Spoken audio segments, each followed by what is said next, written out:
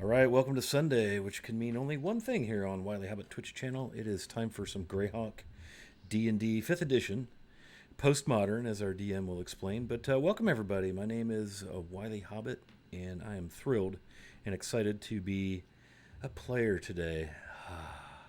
So we'll let all the stress of dungeon mastering fall upon the capable shoulders of our friend Manny at Growed Up Geek. Go ahead and take it away, sir.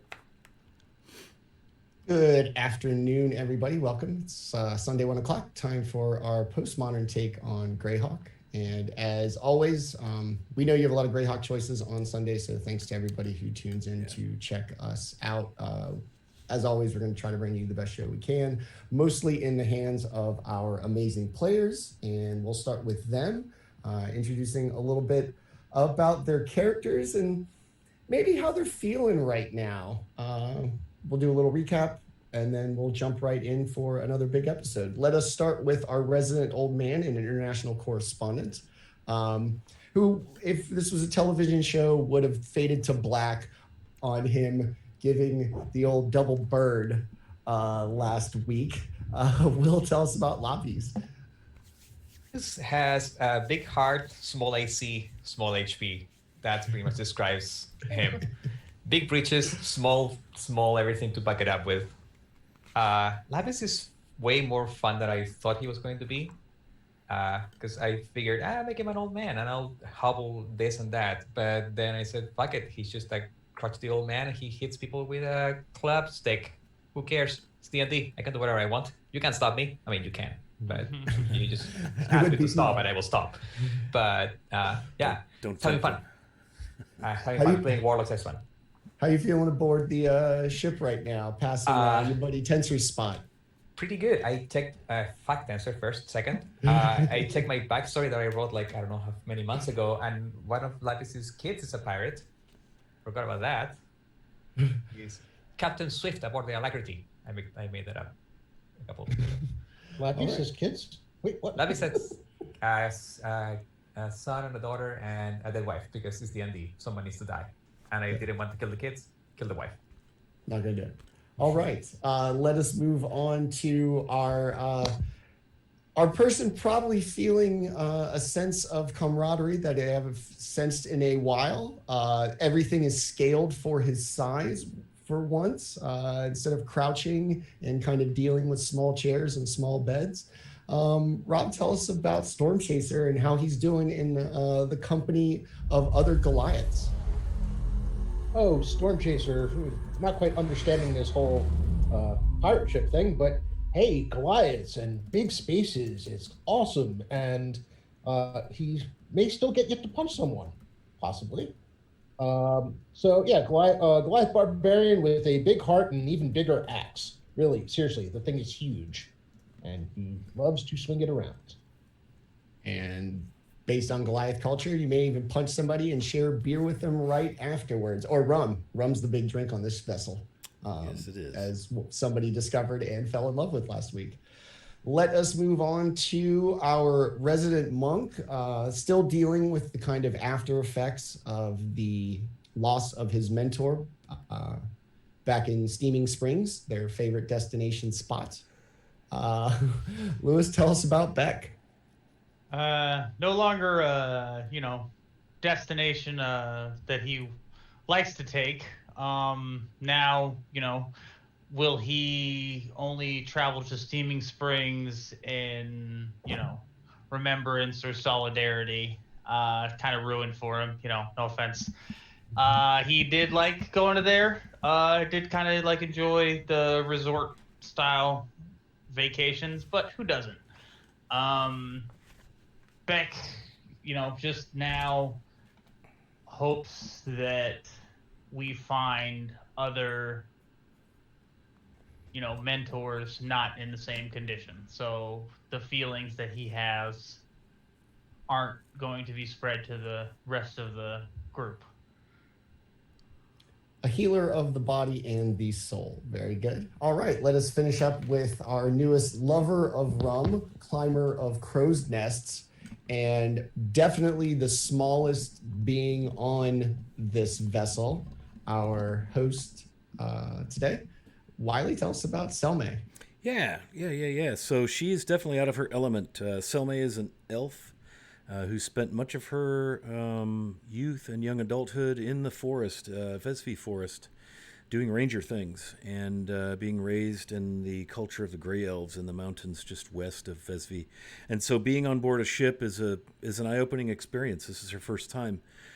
Being around a tight-knit tribe, club, group, gaggle, whatever you call them, of Goliaths is also a bit of an eye-opening experience. But she seems to be holding her own now that she's discovered rum. She has a brand new flask with some lovely trees etched upon it, and it is full of the heart and body warming liquor. And the crow's nest is nice because it's reminiscent of the tall trees that are found in the deepest parts of the Vesvi. So all in all, she's doing pretty well, but the angst is somewhat high after learning the fate of Beck's beloved friend and mentor. And hopes seem to be a little thin, but perhaps the DM still has a shred of decency left somewhere. That one of our mentors may be alive somewhere. Yes. In my defense, there were no dead bodies last week, so I don't want this grim and perilous, DM thing to stick. I can have a pleasant episode where there's no dead bodies. You guys even have fun. I mean, it took us it took us to episode 10 to get to an episode with no dead bodies. So the season finale, if this was HBO. Right. Yeah. I felt like I didn't know you anymore. I was very confused. It was strange. Yeah, and while I'm thinking of it too, thank you, Growed Up Geek, for the sub. Your support is much appreciated. And also to our good friend and somewhat sort of Greyhawk mentor and patron, Lord Gazumba. Jay, thank you for the sub and all you do for our Greyhawk community. So back to you, Manny. All right. Okay, so we've met our outstanding players. I'm Manny at Growed Up Geek on your social medias. I am your bringer of doom and despair, apparently. So last week, the week before, the party came finally to Elmshire and a tavern occupied entirely by Goliaths. At which point, one of them, seemingly the leader, stood up, accused Stormchaser of being a mutineer, and began walking to him, scimitar outstretched, eventually placing it under his chin, menacing some threats about recognizing him. Stormchaser, ever stoic and of the belief of do no harm but take no shit, stood his ground, and the captain's ruse was quickly discovered, much to the kind of laugh and enjoyment of the other Goliaths.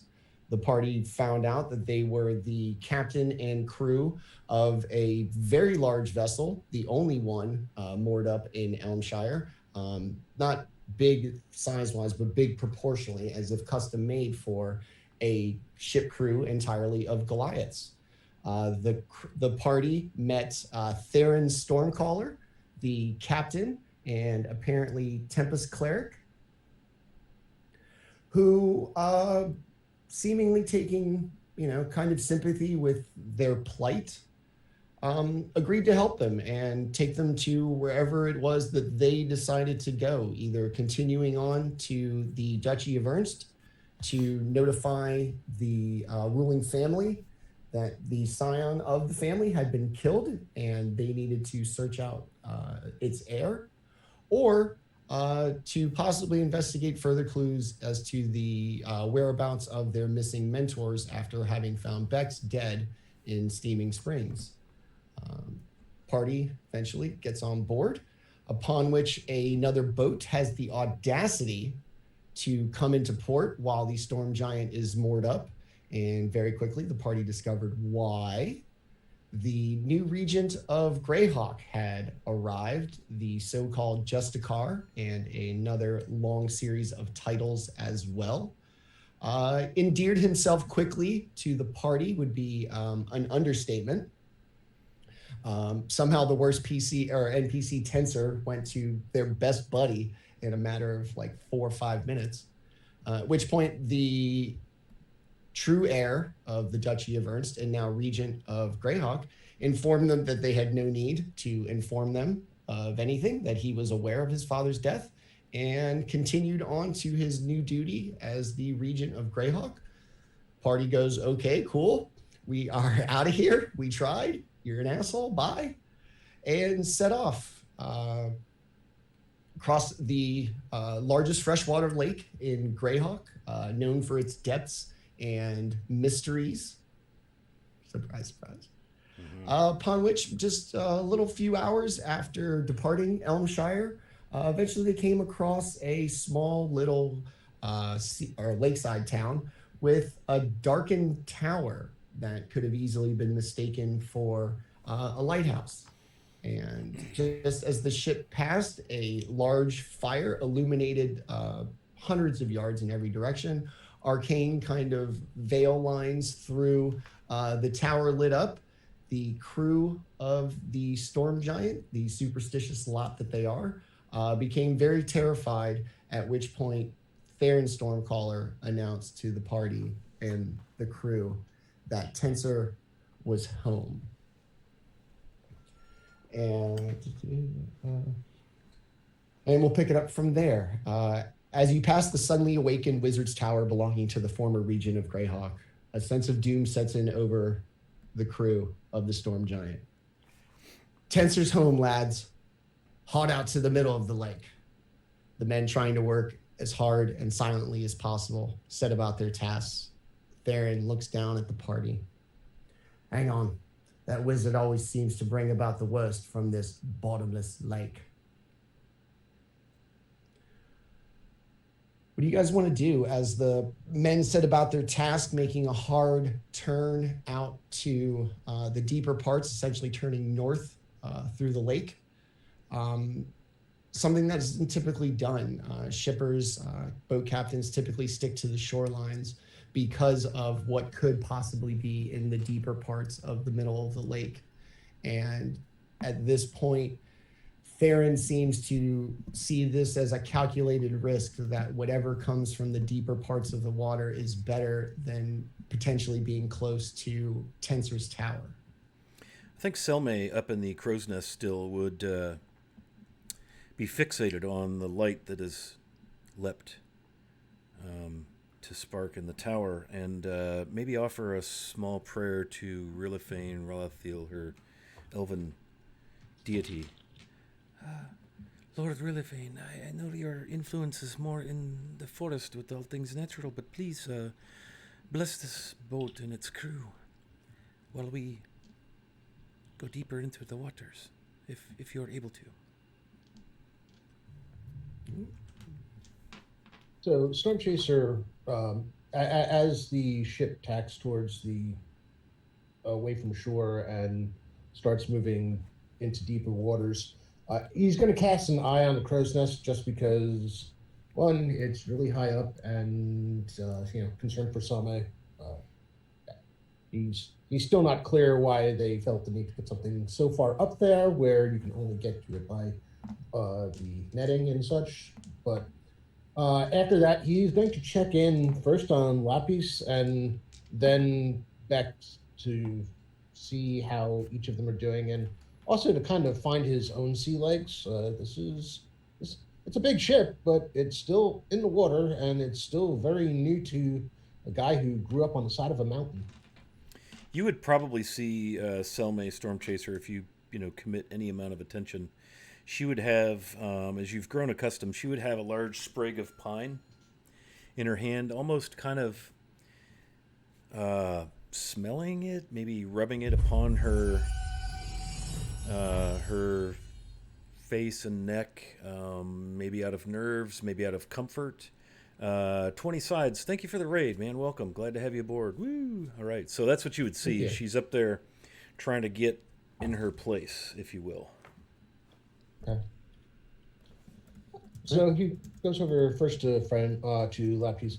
Friend Lapis, how are you doing with this journey? As he looks out to the waters. It's pretty interesting. Can't swim, so that's something. I'm gonna stay near the center of the ship. Oh, okay. So if you see me fall, do something. That's I it. shall pick you up. Don't assume I have it. I don't have it. I don't have it under control. If I'm in the water, I don't have it under control. It's controlling me. So try to rescue me, but don't die. I promise. He puts a gentle hand on Lapisa's shoulder, probably 2 fingers because that's about all that will fit on the shoulder, and just the rest is like kind of hanging off. Then he walks over to Beck, wherever Beck currently is at the moment on the ship, and has concern on his face. He knows that Beck is not doing well with the with the loss of his mentor. Not quite sure how much the funeral service helped. Friend Beck, how are you? I'm going day to day, as it seems now. Finding him is better than not knowing. No information, bad or good, is still better than none. Loss is always something I've dealt with in this life, in this the free city. It chews people up, as they say. I hope to find your mentor. That's why I came on this journey with you all. I felt the camaraderie, and I feel that lost may be the camaraderie that binds us, and I don't wish that to be.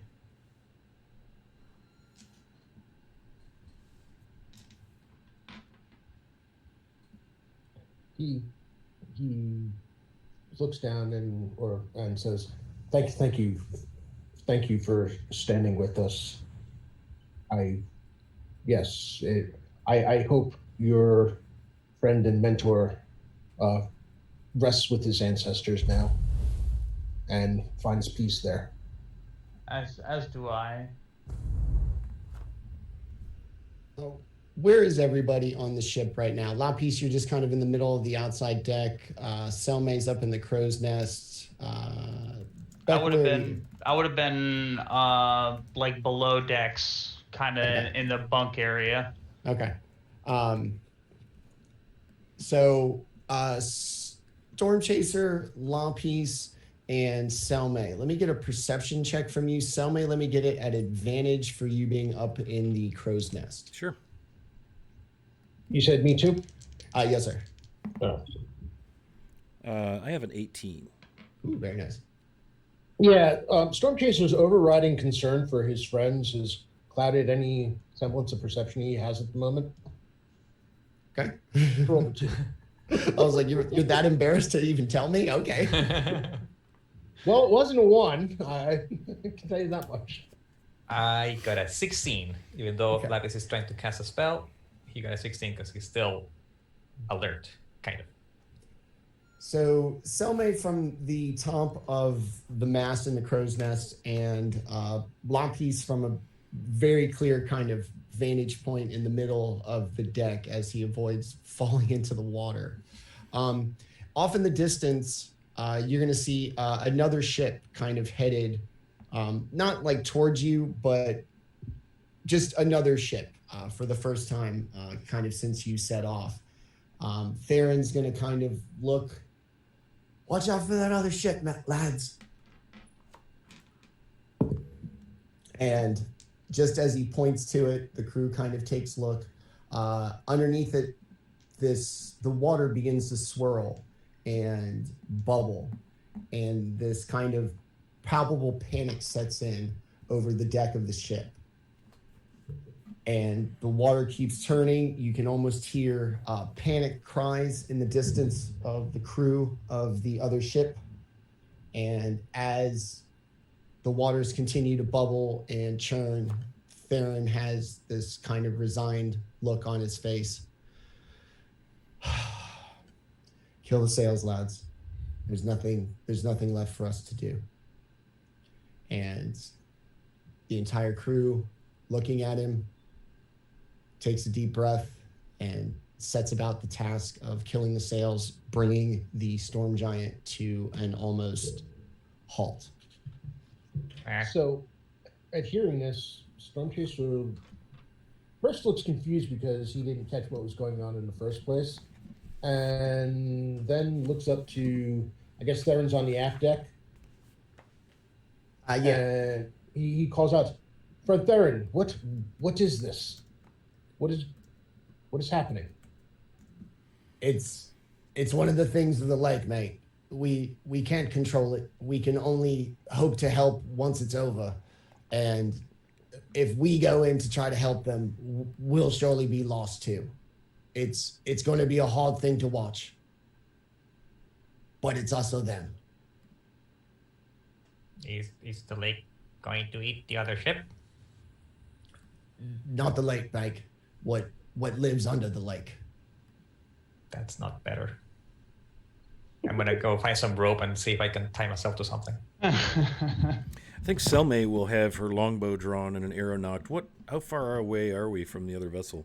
It's probably a couple hundred yards. The light from Tensor's tower has pretty much illuminated a good amount, even though it's a little bit after dusk.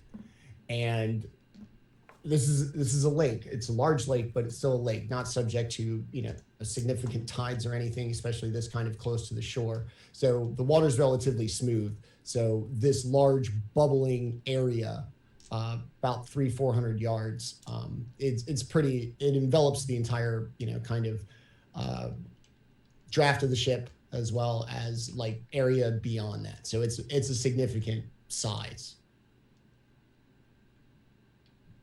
So Storm Chaser's trying to get an idea of, looking towards the other ship to figure out where, what they're actually dealing with, and a little kind of disturbed that there's nothing. He doesn't like to hear there's nothing to be done.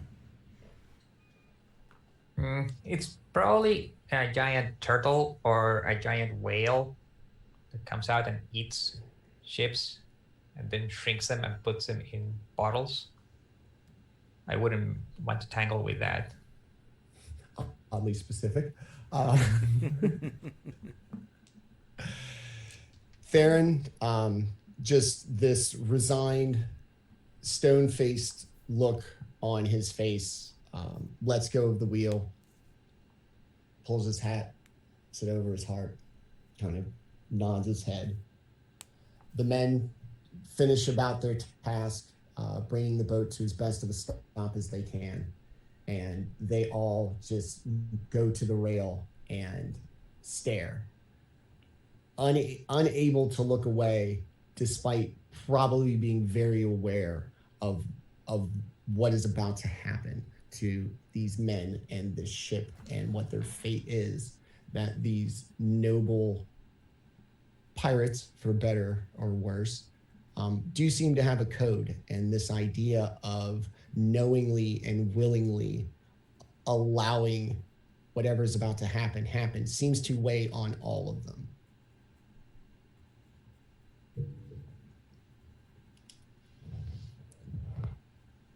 I'm gonna shoot an Eldritch Blast just to measure the distance, and then tell Storm Chaser, we had to get 3-4 times closer to what's going on to maybe do one thing. Maybe Selma can shoot from further, but you saw what they did with the sirens. So if they could do something, they would. I hope. As the ship comes to a best of a stop as it can, the screams and panic of the crew on the other ship can clearly be heard. Now, the water underneath it has begun to really churn, gallons of water splashing onto the deck at a time. The boat kind of listing from side to side, men barely holding on. Some you see falling into the water, some able to save themselves or have other members of the crew save them. Theron looks down. All right, lads, you know the drill.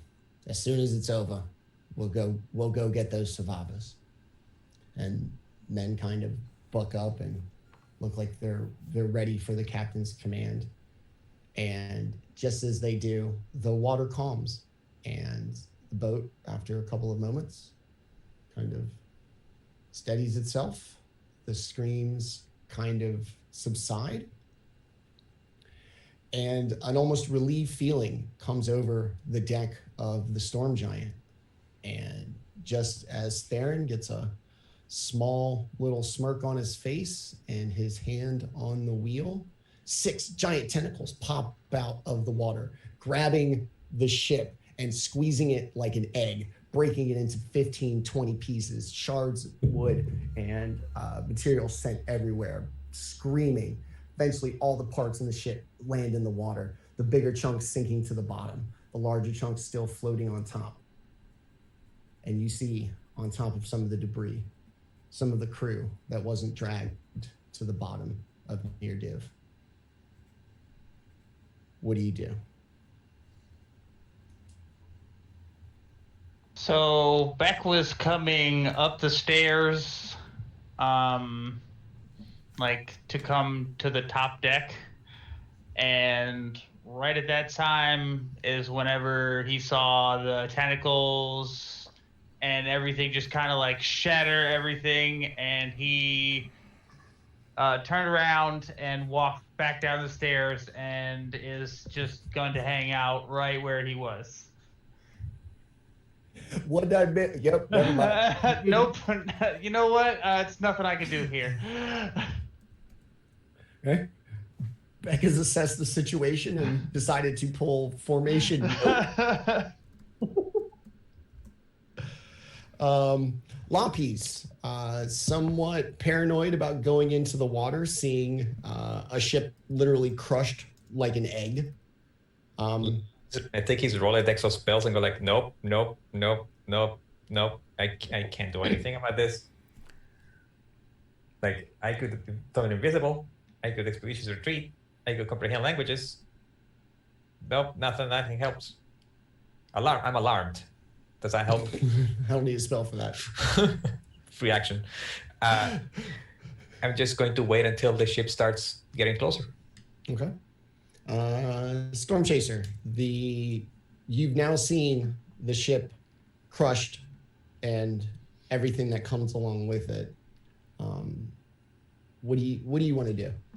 So he probably doesn't even realize it, but suddenly his axe is in his hand, though he's gripping the axe with basically white knuckles and frustration because there's nothing to be done. He's, he may or may not have ever gone swimming before. I don't, but the idea of jumping into these waters is something he's pretty sure that isn't feasible for him, or at least not like this. And yeah, he's got a very anguished, frustrated look on his face as he stares at the carnage, unable to look away. Selme, sadly and oddly, perhaps the best, if that can be used to describe your vantage point from the top of the very large mast on this very large ship. Mm-hmm. What's going on with you? I think she's standing there like arrow knocked, bow, ready to spring to action, just kind of shocked. Kind of slack-jawed and maybe some tears streaming down her face as she watches this carnage, as she watches the literal wrath of nature immediately on the heels of her prayer. Somewhat confused and greatly saddened, but that's about all she's got. In a matter of moments, the majority of the ship has sunk, leaving just scattered boards and planks of the smaller parts as they were crushed by these giant tentacles. And everybody who's let me get perception checks once again from Selme, Storm Chaser, and Lapis. Have a 12. Okay. Hold on a second. So 15. Okay. I got an 18. Lapis is going to hear the kind of sporadic screaming and splashing of one or two voices at a time in the distance as it seems they are dragged under the water even after the sinking of the ship, as if whatever has done this isn't quite finished yet.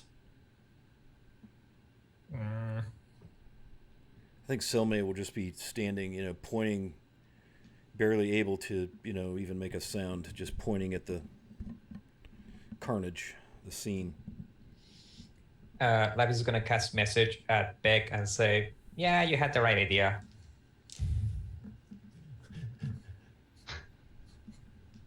I have seen enough for one day, and there's nothing I can do. I cast message again. Yeah, you can't fight tentacles. How do you do that? No, you can't. You go away. That's what you do. I'll keep you updated. Thanks.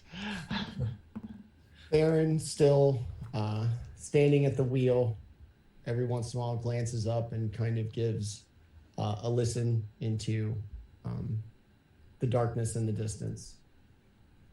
I think it's almost over, lads. And after what seems like hours, but is probably only a matter of minutes, and the occasional splashing and the screams as another soul is dragged to the depths of the lake. It goes silent, and the men seem to break their firm huddle against the rail, fixated on what happened to this vessel, and begin to slowly kind of drift away and back to their stations, eagerly awaiting Theron's order to resume and begin their rescue operation. And after Theron seems positive that it's over, the water's calm, nothing but shards of wood and occasional body still floating. Clears his throat. Puts his hat back on. All right, lads. Let's go get him.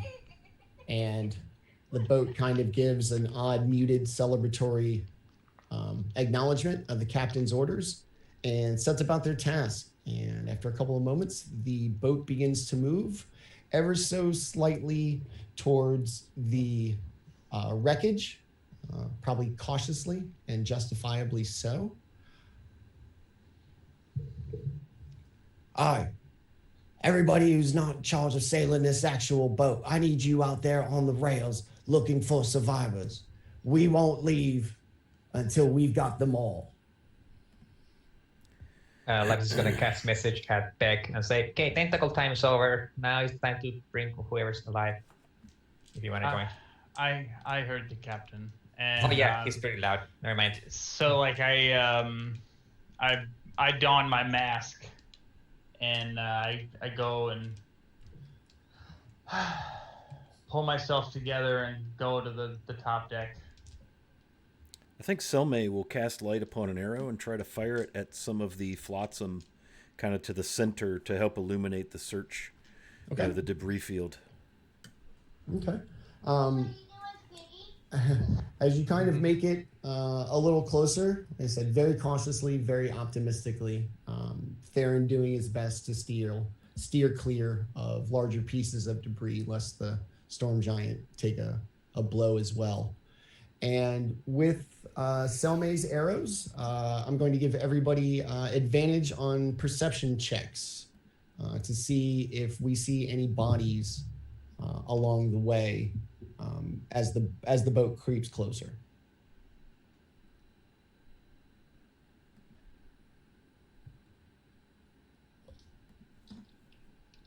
So, 20. Ooh, nice. I have 18. Okay. 17 for Stormchaser. All right. 13. Okay. As everybody kind of hugs the rail and keeps their best look out, you do see the occasional body kind of fully on a large piece of debris. Some of them seem to have been cut in half at the waist, where they may have been in the water. Others appear kind of randomly tossed about, most likely dead from the impact, or something whose body just appears to have floated on or appears to have landed on a piece of debris. And after a couple of moments, Selme from the crow's nest is going to see a piece with some movement on it. Yeah, she'll just yell and point it out. Over there! There's someone alive. Do we have rope? Oh, well, first of all, how far above the water does the deck of the Storm Giant sit? Probably about 20, 25 feet. Do I have 50 feet of rope on me?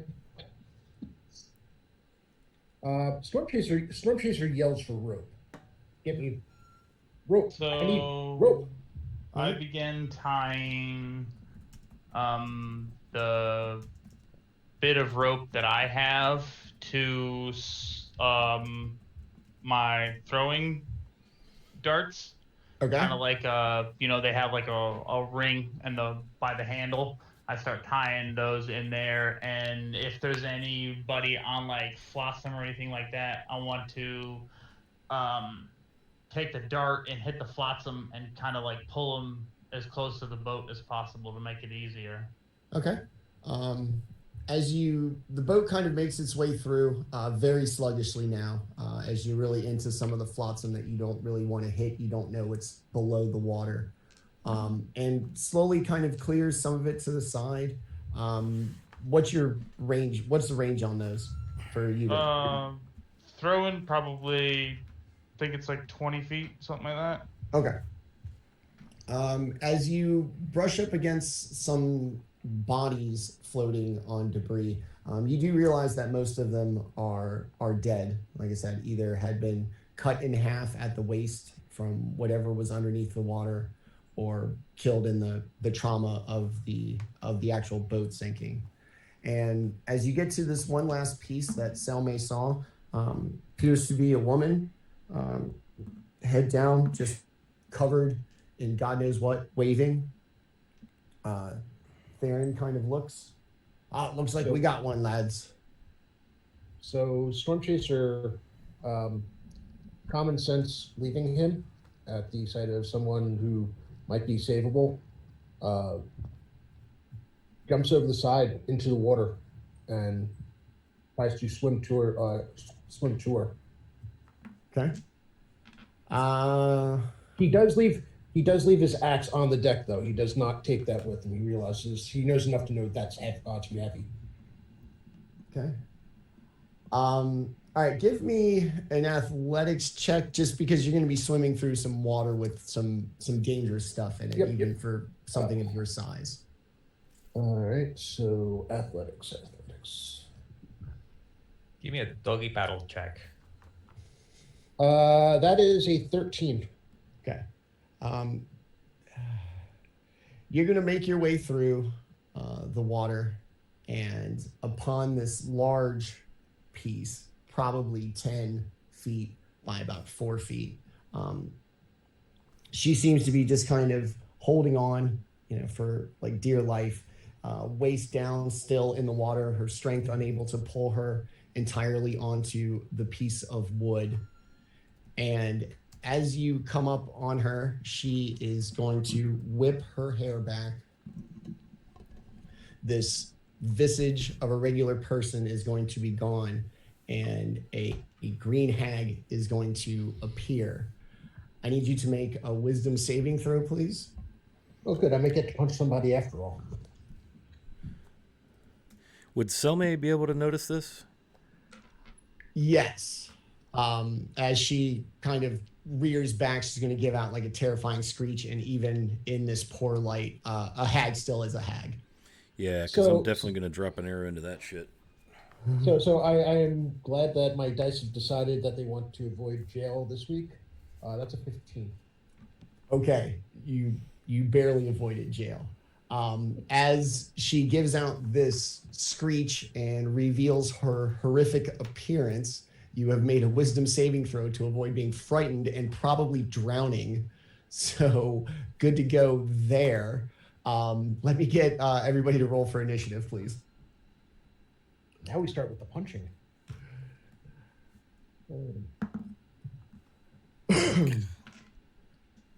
Wow.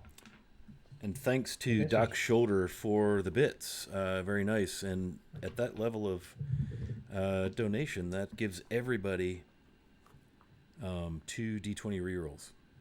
Ooh. Wow. I'm glad I'm keeping track of this from week to week.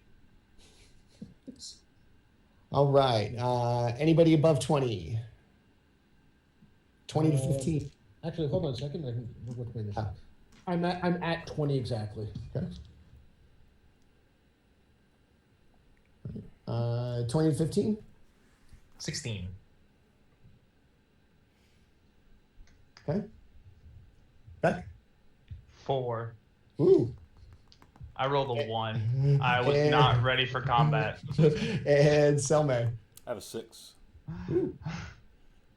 I'm with you, Beck. I did not I- see I- this I coming. think We're going I to think slam the Storm door Chaser shut. jumping over the side distracted you. Yeah, I mean, we're going to I slam just- the door shut at the end of the round. Yeah, I just this is just solidifying fear of boat rides. So And in the meta, yeah, it should. This is the second time this could happen to you. If this was all a right. sea adventure, we will be Tritons. We're not. We should be on land. That's what I'm saying. So, as this thing reveals its terrifying appearance to Storm Chaser as he approaches in compassion and a desire to save what he thought was the victim of this shipwreck, has turned into a sea hag out to just get you because they're just mean, and reveals its horrible appearance. Storm Chaser, as wise and aware, even though this thing jumped out of nowhere at him, is able to avoid the first part of the bad shit that hags can do. It is his turn. Well, so we're going to start off with the bonus action of.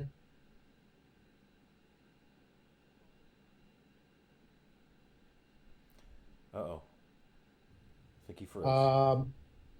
And yeah, so we're going to go with reckless attack and fist to the face. Okay.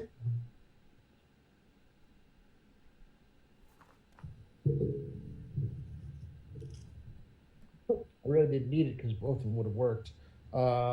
AC 21. Yes, that hits. So I think if I'm reading this correctly, I haven't actually done an unarmed strike. I think it's just 4. I don't know. D4 plus your strength mod? Well, so I mean, basically on my character sheet on D&D Beyond, if we're under unarmed strike, it just says 4 points of damage. There's no roll. yeah, Yeah, no, what it's your strength? it's 1 plus your strength mod. So yeah, 4. Okay, it's so just yeah, flat. 4. Yeah, flat Okay. damage. All right. So you punch this horrific looking lady in the face. She gives out a scream. The kind of slimy kind of sensation on your fist kind of carries over. You have this kind of sludgy ooze, like if you touch a damp, slimy rock. Yeah, and it gives out the same horrible scream. Its eyes aglow with rage and malice, as hags are wont to do. All right, what else you got? That it? So just as a thing, it's not going to matter because no one else is in my area, but just in case anyone ends up, any of the players do end up, yeah, it grows cold around him, and his azure eyes go icy, frosty, icy blue. Okay. We'll revisit that in a moment. All right, Lompies. Yeah. So Is this happening within 120 feet? Storm Chaser and the Hag. Mm-hmm. Yes. Okay. In that case, that Eldritch Blast zip code. Eldritch Blast time. I'm gonna find an angle so I can hit the hag and see how this works out. Oh, it was almost a natural 20, but it wasn't. Total 15. Yes, that does hit. Okay, the disc of ink flies at an angle and hits for 10 points of damage. Very nice. All right. At this point, Stormcaller and the men have kind of all instinctually averted their eyes and are, for the most part, not really paying attention to what you are doing out of their superstition and fear of also succumbing to the nasty shit that hags can do. All right. It is now the hag's turn, who once again is going to attempt to just scare Stormchaser to death. I'm going to need him to make a wisdom saving throw once again, please. Yeah, I'm going to use one of my advantages on that. Just to be safe, I am the barbarian. And that was a good call because one was a 4, the other's a 17. Nice. All right. So once again, ever stoic and resolute, you will avoid the... Maybe you've seen worse. Maybe that's just what it is. That's not that imposing because you're like, seen worse. All right, that's going to be it for the hag. Selme, up in the crow's nest. Yeah, I'm gonna. How far away am I from the hag? What kind of range are we talking here? I'd Oh, probably actually, say, you know something? Huh. I'm sorry. I don't need to use the thing because I'm in rage. I get automatic advantage on saving throws. Okay. So, All right. One from one counter, one to the other. Probably 100 feet. You're pretty high up there. Okay. So I'm gonna have to fire at disadvantage. Okay. So I will burn an advantage to fire without disadvantage. Am I looking at that right? A regular roll. Regular roll. All right. So she'll just pull back and have at it and try to hit this hag right in her nasty face. That is a 12 on the die. That's an 18. Yes, that will hit. Nice. All right. And that's 11 piercing. Ooh, very nice. Your arrow is going to find true mark, hit it like square in the back. And once again, it's going to kind of rage, and its notoriously long claws are going to be seen for the first time by Stormchaser. No longer this illusion of a victim, fully embracing their hag-like form and really digging the claws into the wood to maintain staying above water. And Beck. So this is on like flotsam next to the boat, or Yeah, like it's going to okay. be pretty. It's going to be pretty close from you pulling it. Mostly from you pulling it in Okay. with your dart. All right, so I'm gonna kind of like tie that off on a cleat on the side, and then I'm going to attempt to make like a flying kick from above. I was going to go elbow drop, but I got you. Yeah, just yeah. Off the top of the cage. I like it. I like it. I like that. So I wish I had a good Jim Ross impression. Oh my god! Oh my god! He's broken in half. Here comes Beck with a steel chair. All right. So. Oh. Uh-oh. With.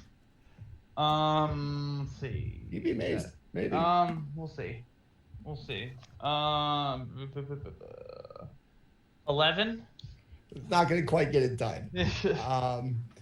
I will say that you do land very impressively on the piece of flotsam, kind of, sending it a little bit Do I jarring. land on her?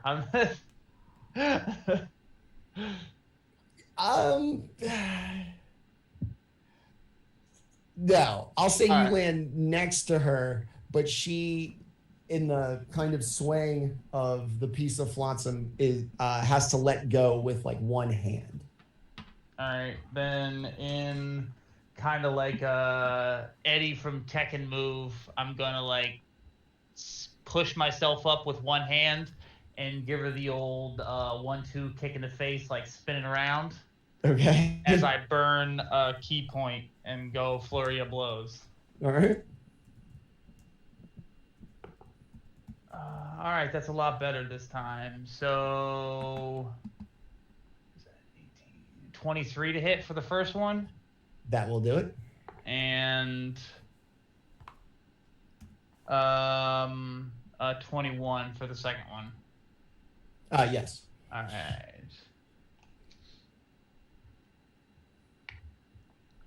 So 6 points of damage for the first kick, and another 6 points of damage for the second kick. All right. So you're gonna kind of Like- awkwardly superhero land. I got this, and then just Push up, Kick her. spin around, kick, and then stand up and stick the landing. they're breakdance fighting. All right. So All right. So we are back up to the top of initiative. Storm Chaser, I'm gonna need you to give me a Constitution check, please. Does this count as a saving throw or? Just a Constitution check. Okay. That's a 14 on the die, and Okay, you're good. total is 17. Your hardy constitution, in its literal sense here, has kept you from, even though you've been in the water for a period of time, that despite this being fall and being somewhat northerly of the Free City and the water being a little chilly, your large size and much more of probably the rest of this encounter, I've seen worse, prevents you from gaining a level of exhaustion in the cold water. And it is now your turn.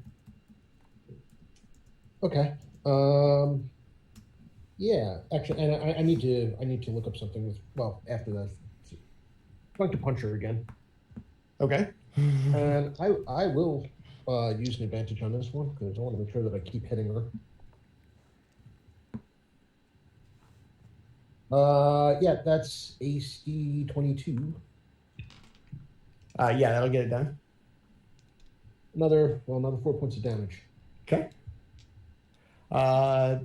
All physical martial blows. 2 punches from Storm Chaser, 2 kicks from Beck. The hag starting to bruise as best you can tell through that thick, gross, green, slimy skin. And Lapis. Everybody keeps jumping in the water. Why didn't you just shoot from here? Just be a warlock and shoot another Eldritch Blast. Okay. 14 to hit. Yes. Okay, sweet. And in the first time in 11 sessions, I remember that I can do +2 damage to all of my attacks for one attack for one turn. So that's going to be 9 plus 11. Total of 11 points of damage. Okay. I have a feature. Tell me how your Eldritch Blast hits and takes down this hag.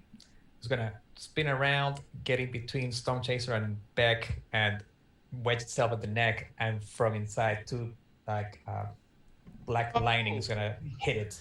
Not in the neck. And sadly, you both are going to get splattered with hag blood. Ugh. And black lightning comes in, and that's the 2 points of thunder damage. Nice.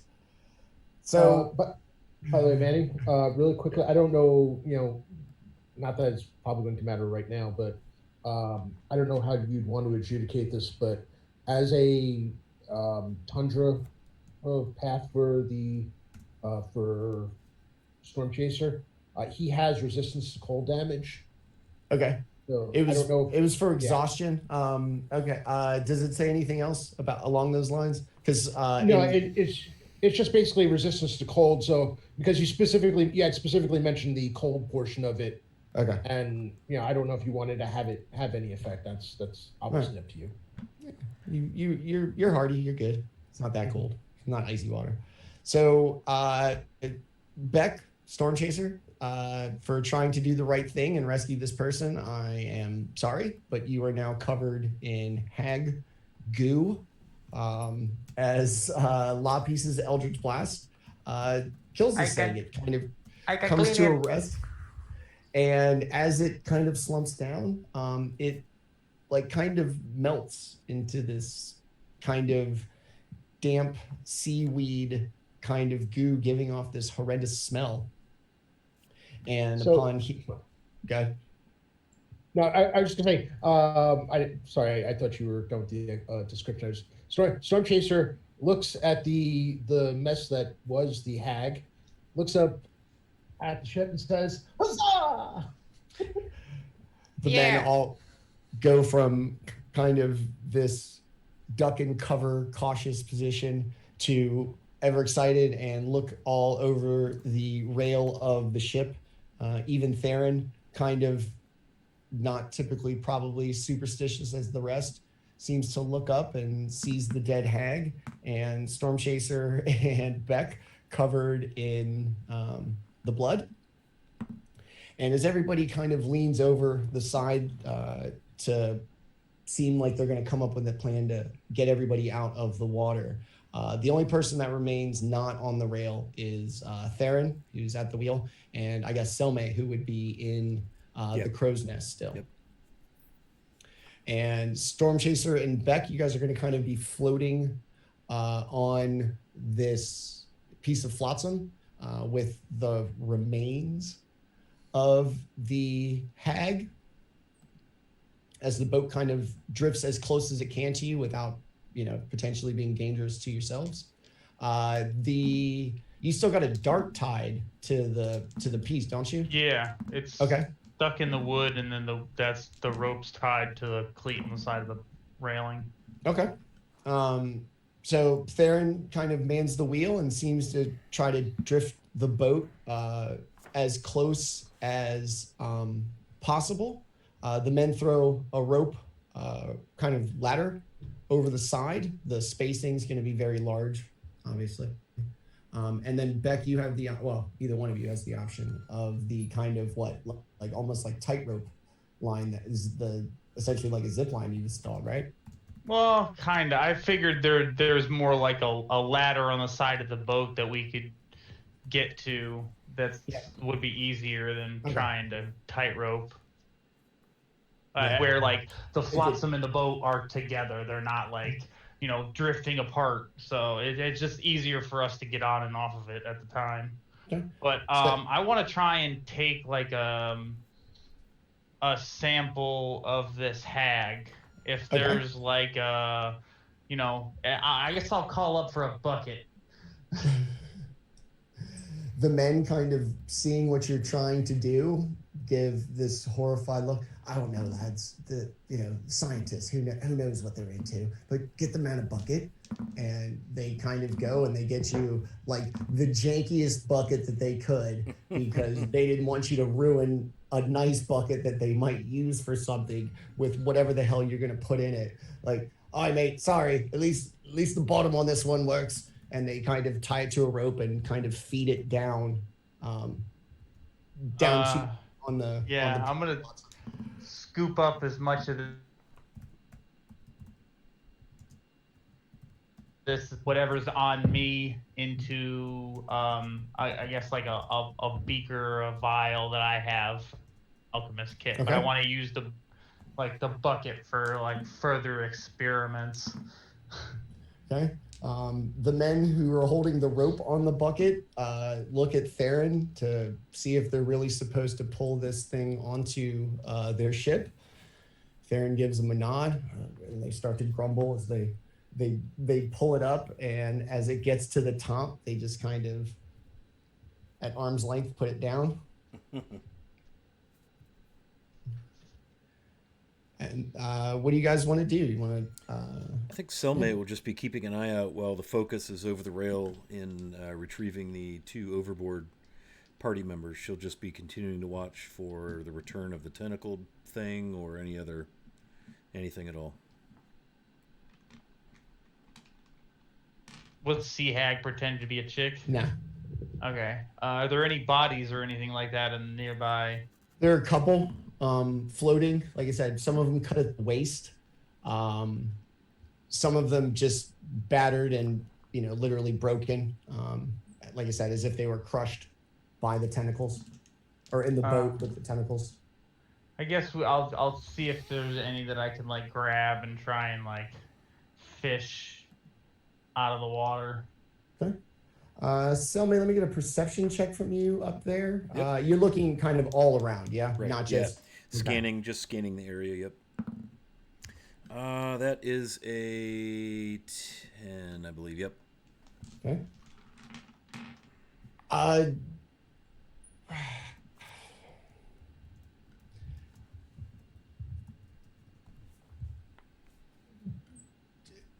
As you begin to scan, kind of in the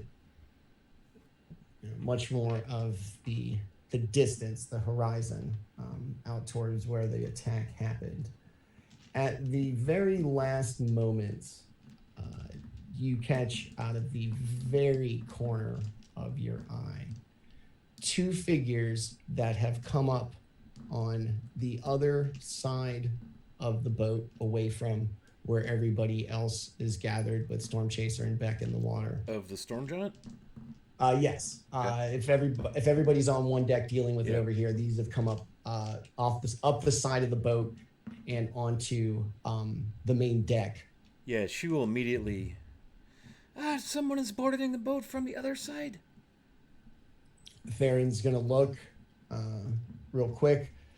They're going to pull back some hoods, and as the giants or the Goliaths turn to look, they are all going to be hit with the horrific appearance and just absolutely be terrified and begin to scatter.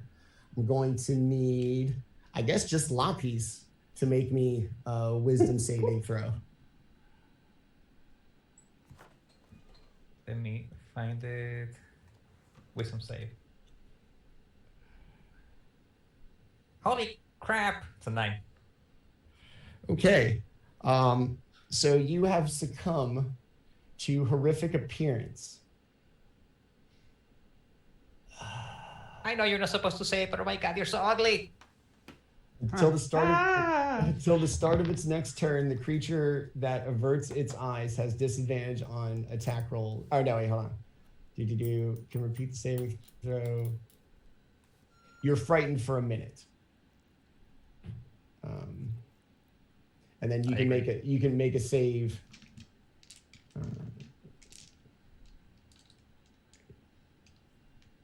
At the end of each of your turns, you can make a save.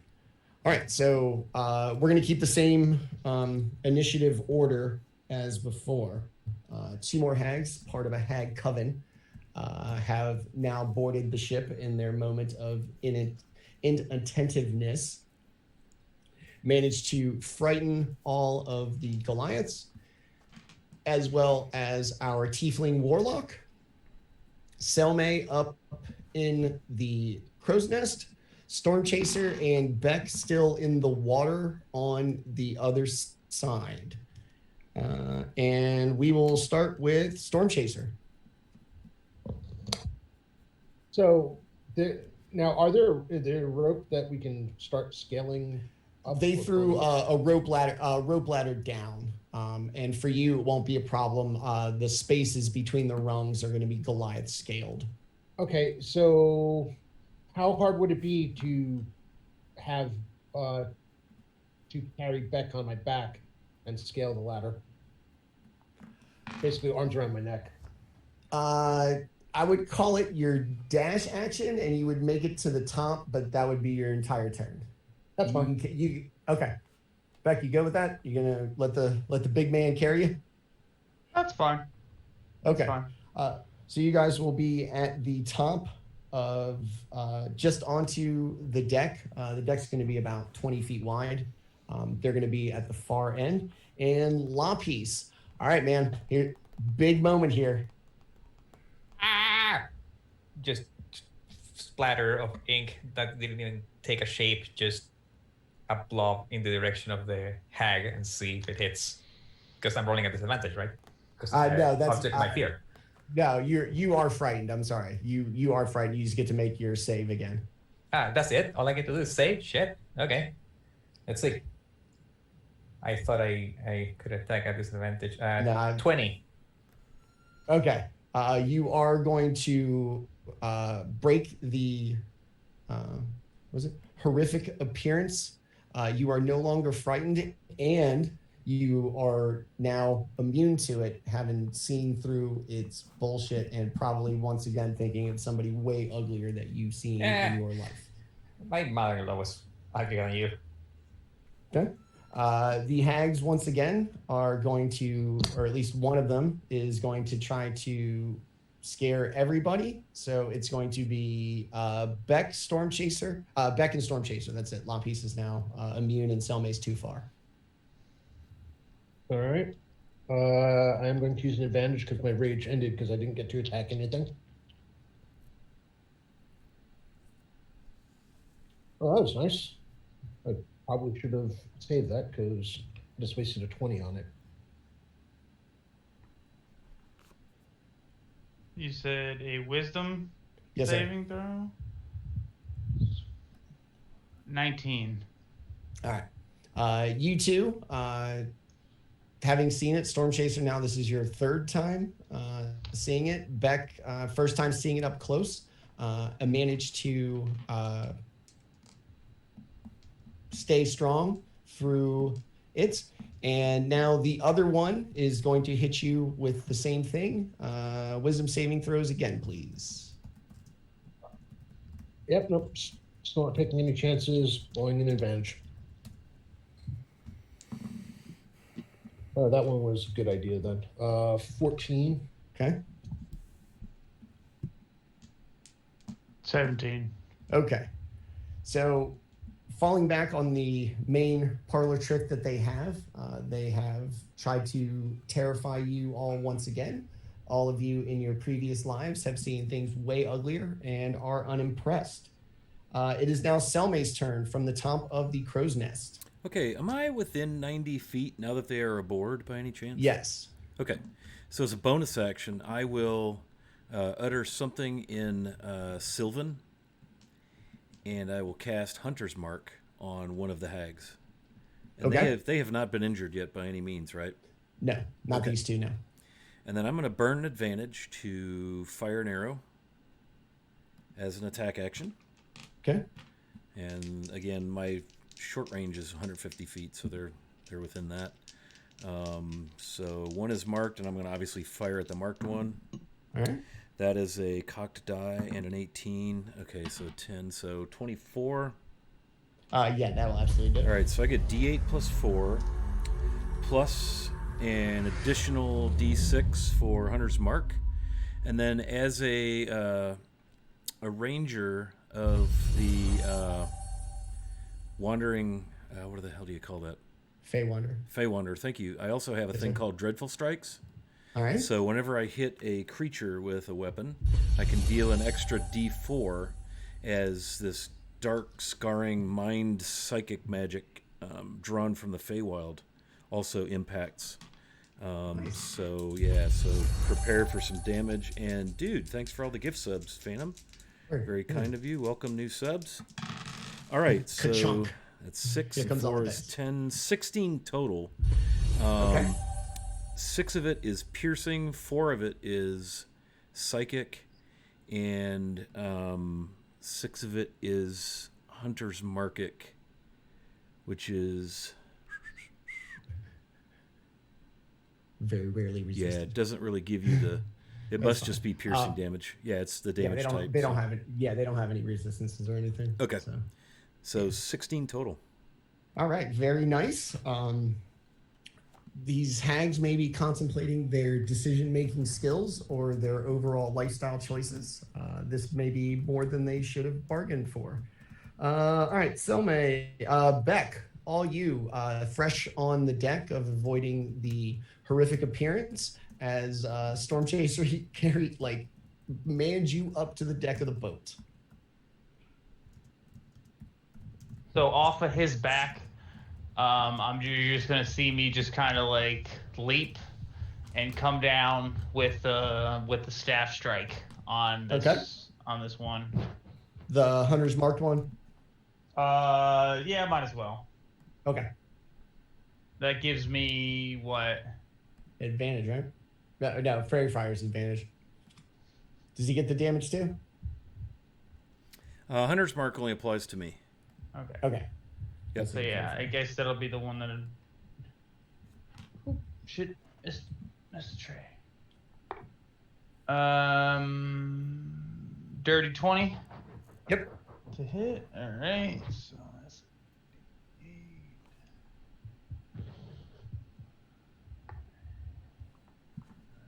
So that is 6 points of damage, and I'm gonna do my unarmed attack.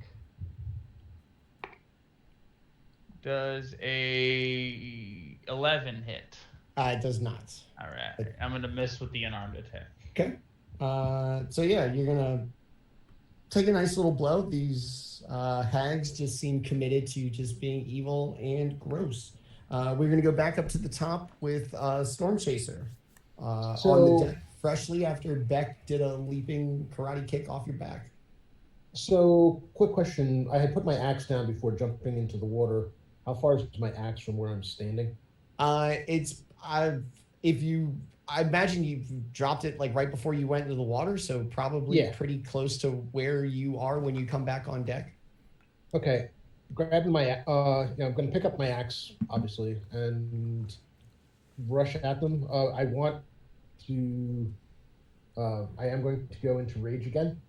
Okay. And I will be using Reckless Attack for the first one. Yeah, if the question is, can you pick up your axe and use your movement to get to one of the hags? The answer is yes. Okay, cool. So, Reckless Attack. By the way, again, same thing. Eyes go frost blue. Next, you get 2 temporary. And anyone else within 10 feet gets 2 temporary hit points. Or, well, any people that I choose. So, friendlies only. Thank you.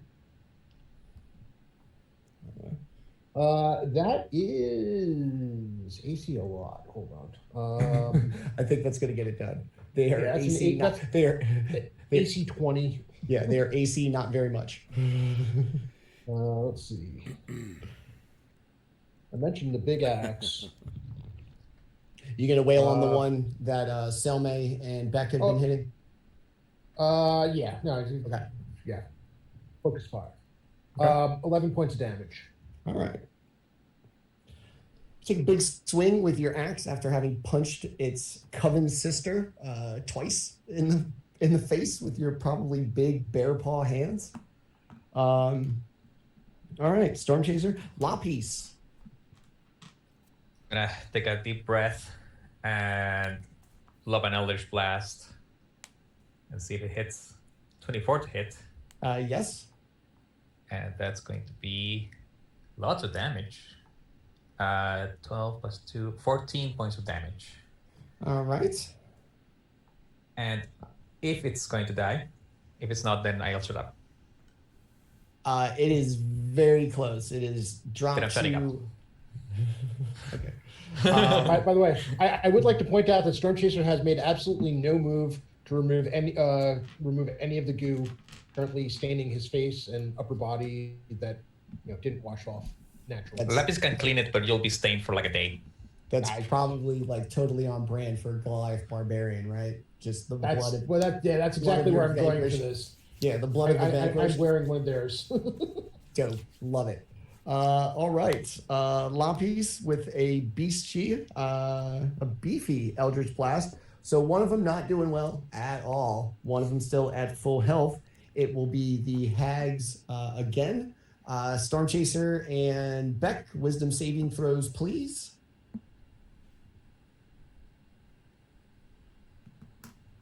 All right. Yeah, no other advantage used. 13. Ooh. 22. Okay.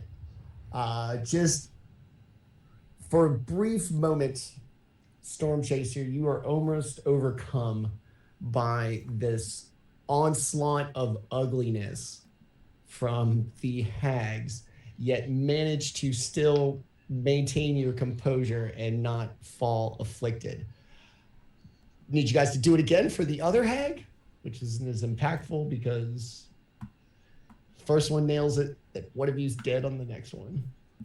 And I have to remember that in Rage, I get advantage on saving throws. It's getting used to this barbarian thing. Another 22. I rolled Okay. two 18s. Nice. Oh, slightly better, 14. Okay. Still, Beck's medical training and probably awareness of hags and storm chasers, just kind of resolute nature. Both of you fail to succumb to horrific appearance, and it is now Selmay's turn. Okay, she will fire an arrow into the stricken Okay. hag. Yeah, I think that's what we'll do. All right. That is a 17 to hit. Yes, that will absolutely get it done. All right. So again, I'll use the golly, what's it called? Dreadful Strike. Psychic damage D4 from the Feywild. Also use the Hunter's Mark D6 additional damage, and then my regular damage. So 7 plus 7 is 14. And tell me, you shot it with an arrow, yeah? Yeah. These are just all. Go ahead and tell me how this hag goes down from your arrow strike. Yeah, I think just an arrow right through the chest, right through the heart side of the chest. And it buries deeply and ends it. Your arrow is going to pierce it clean through, land in the deck of the ship at kind of like a straight angle, reflecting of how you shot it from the crow's nest. And as the hag kind of stands there and looks down, it's going to kind of just melt into this goo, like wilted spinach or, kind of gross seaweed, as it falls dead on the deck, leaving just one sea hag remaining. Very nice, Selma. Big hit. Anything else? No, that'll do it. I'll move my Hunter's Mark as a bonus action next turn. Okay. All right, Beck. One hag remaining.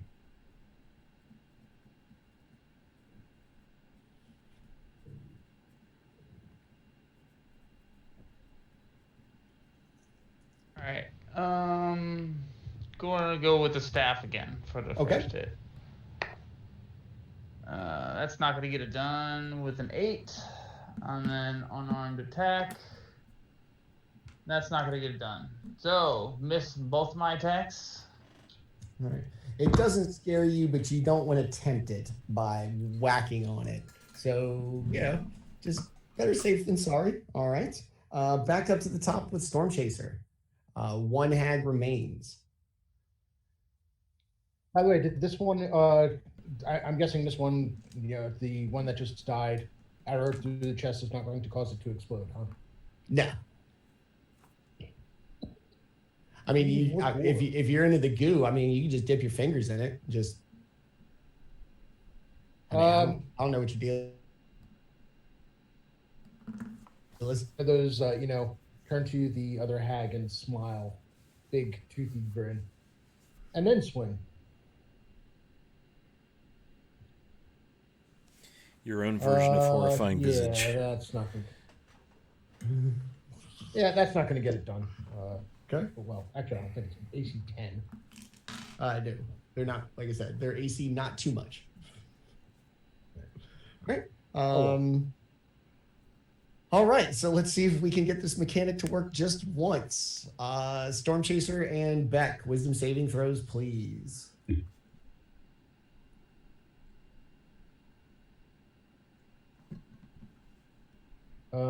That is a 14. Okay. Failed that one. Less than an 11? Okay. So Beck is going to be, after missing and horrific appearance. On the next hag's turn, they are going to just stare deeply into Beck's eyes. And how are there two up now when there was only one you're right. alive Okay, a you're second right. ago? You're right. All right, so you're just frightened. Damn it. Damn it. I thought this was my chance to do it. All right. So you're frightened. That is the end of the hag's turn. Thank you. Good way to pay attention. Better than me. Selme, you have one hag left who has managed to frighten Beck.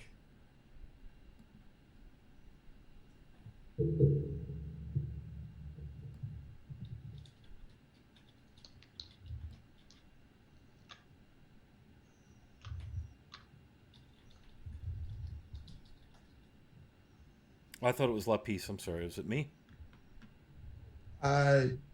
Shit. It was supposed to be Lapis, then the hag. Sorry. Okay. Sorry about Time that. delayed Eldritch Blast. Oh, it was almost great. And then it's only a 13. 13 is not going to get it done. How dare you? Okay. I'm not the one that missed. Hey, watch it. Respect your elders. You threatening me? All right, so hags, Beck frightened, Selme. Okay. I will spend a bonus action to move my hunter's mark Okay. to the undamaged hag, and then I will, having seen all of my comrades struggle a little bit, I see that Beck is acting rather peculiar. I'm going to go ahead and burn another advantage to be sure to give myself the best chance I can to hit. And so here we go, another arrow shot from the crow's nest. All right. Ooh, that was a well-spent advantage. A 2 and a 12, which is 18 to hit. That'll get it done. All right, so we'll use the Dreadful Strike again for the additional D4 psychic damage. 4 and 4 is 8, and 3 is 11, and 3 is 14, piercing. Very nice. The hag, seemingly kind of aware of its predicament and aware of its situation, seems to start to kind of look around and assess its chances going forward. Beck, go ahead and try to see if you can make your save.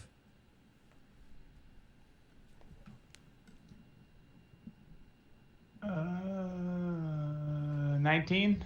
Yep, that'll get it done. So you have broken horrific appearance, and you and Lapis are both now immune for however long I'm going to get the opportunity to do it. Yeah. Storm Chaser, back up top to you. All right. Let's hit this thing. So I want to use one of the +2s Okay. to bring it up to a 15. Yep.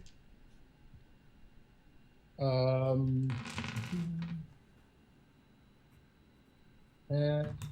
that is 11 points of damage. Ooh, very nice. All right, big chunk. Some of the blood and whatever runs through the body of a hag splatters in your face with your sure and true blow to this frail, gross thing.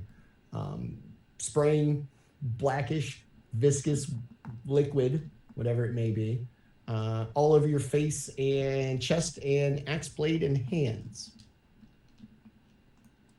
Big smile. All right. Creepy. Lapis. Seeing how things are turning out okay, Lapis is going to get a little bit too cocky and get in melee. And as the hag turns around, Lapis' entire left hand is going to be covered in ink, and Shocking Grasp bitch slap the hag. What did the five fingers say to the face? Slap. And see, okay, it hits. 24 to hit. Yes. And that's going to be 6, 7, 8 points of damage. Very nice. Man, Lapis walking around talking like he just slapped the shit out of me. A black ink imprint on the face. Slap. This will be a true Hollywood story hosted by Charlie Murphy at some point. Or the Greyhawk version of Charlie Murphy. New NPC coming soon. All right. The hag, definitely injured and having seen what is going on, is going to give one last attempt at its horrible or horrific appearance. So, Storm Chaser, just you, wisdom saving throw, please.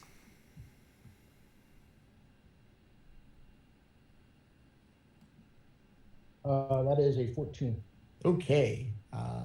Despite its best efforts consistently across now 3 hags, just ever stoic, ever prepared, ever knowing about that girl you went out with in the 11th grade that just, woo, these hags don't compare to that. All right. Selme, up to you in the crow's nest. All right, gonna go ahead and fire an arrow at the hag that I have hunters marked. Okay. That is a 15 to hit. Yes. Okay, so again, the dreadful strike, hunter's mark, additional damage plus the arrow damage. Man, rolling pretty good here. 7 and 4 is 11, and 3 is 14, and 1 is 15. All right. Describe how this arrow takes down this last hag. Yeah, nice. I think the fact that the last arrow going through the chest worked so well, just a very quick, efficient kill, as one who's well trained in the ways of arrowing.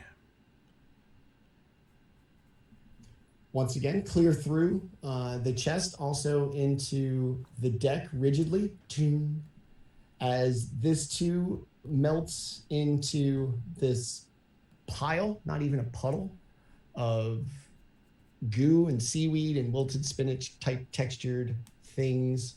The crew of the Storm Giant seems to suddenly kind of come to their senses and embarrassed kind of look around at each other, look at everybody, and do their best to almost accidentally not step in the 2 piles of goo on the deck of the ship. Theron kind of shakes himself clear. Wow. Is everybody all right? Looks down, looks up. Selmy a wave. Storm Chaser looks up and, that was fun! All right, don't get used to it, mate. The hags are but a small problem of what we deal with. You saw what happened to that ship. Tragic business, that. Storm Chaser's very amped right now, like super amped. All right, mates. Well, we tried to do some good in this world. It didn't turn out. Luckily, we're all right, I believe.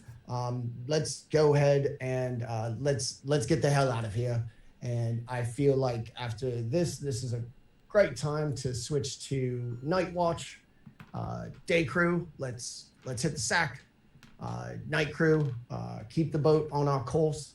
I want to be in half moon before morning. And the men kind of, give an acknowledgement. And you see, for every station on the ship that had 2 people, one of them kind of peels off and begins to head below deck, as the crew kind of goes to a minimalist number, just in anticipation of letting the majority of the crew sleep. Theron looks at the party. All right, I'm glad you're okay. We'd be the worst kind of passage vessel if we'd let you die. It's not much. It's not a lord's castle or a manor or a wizard's tower. It's just the hold of a ship. But I offer you any bunk that's open. You all could probably use some rest, and we're gonna be hitting it. And then in the morning we should be at Half Moon, which is our destination. And you lads will be free to do as you like. We probably need like a day or 2 before we set out again. But we'll talk about that in the morning. And till then, I'm going to sleep. It's been a rough day. Started with threatening you in the morning and hags and krakens and the such. This captain's tired. I think Selme will make her way down from the crow's nest finally and recover 2 of the 4 arrows she spent on deck. The other 2 are lost overboard. Okay. And then Storm Chaser watches her, once he notices that she's descending, watches her descent very carefully. make sure that there's because he realizes that the ropes are not sized for her, and make sure she gets on the ground okay. Moving closer to the rigging in case she falls. Very nice, Fezzik. All right, Lapis and Beck. Theron has left the deck of the ship as well as the majority of the men that you've seen throughout your voyage thus far. What do you guys want to do? Lapis is going to clean Beck and Storm Chaser from the hag goo, though their skin is going to be stained for 1d4 days.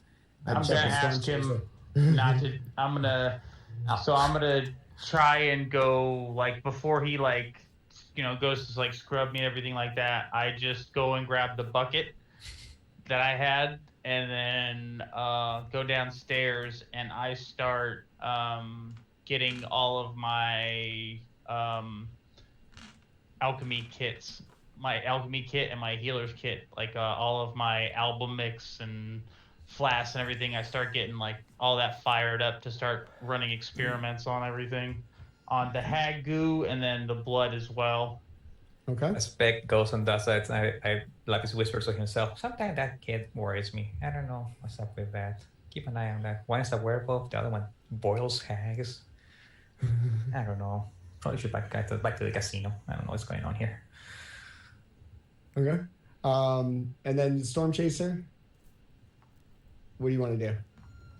Well, I mean, he's going to, as he, the rage ends and he calms again, and has made sure that someone gets down okay.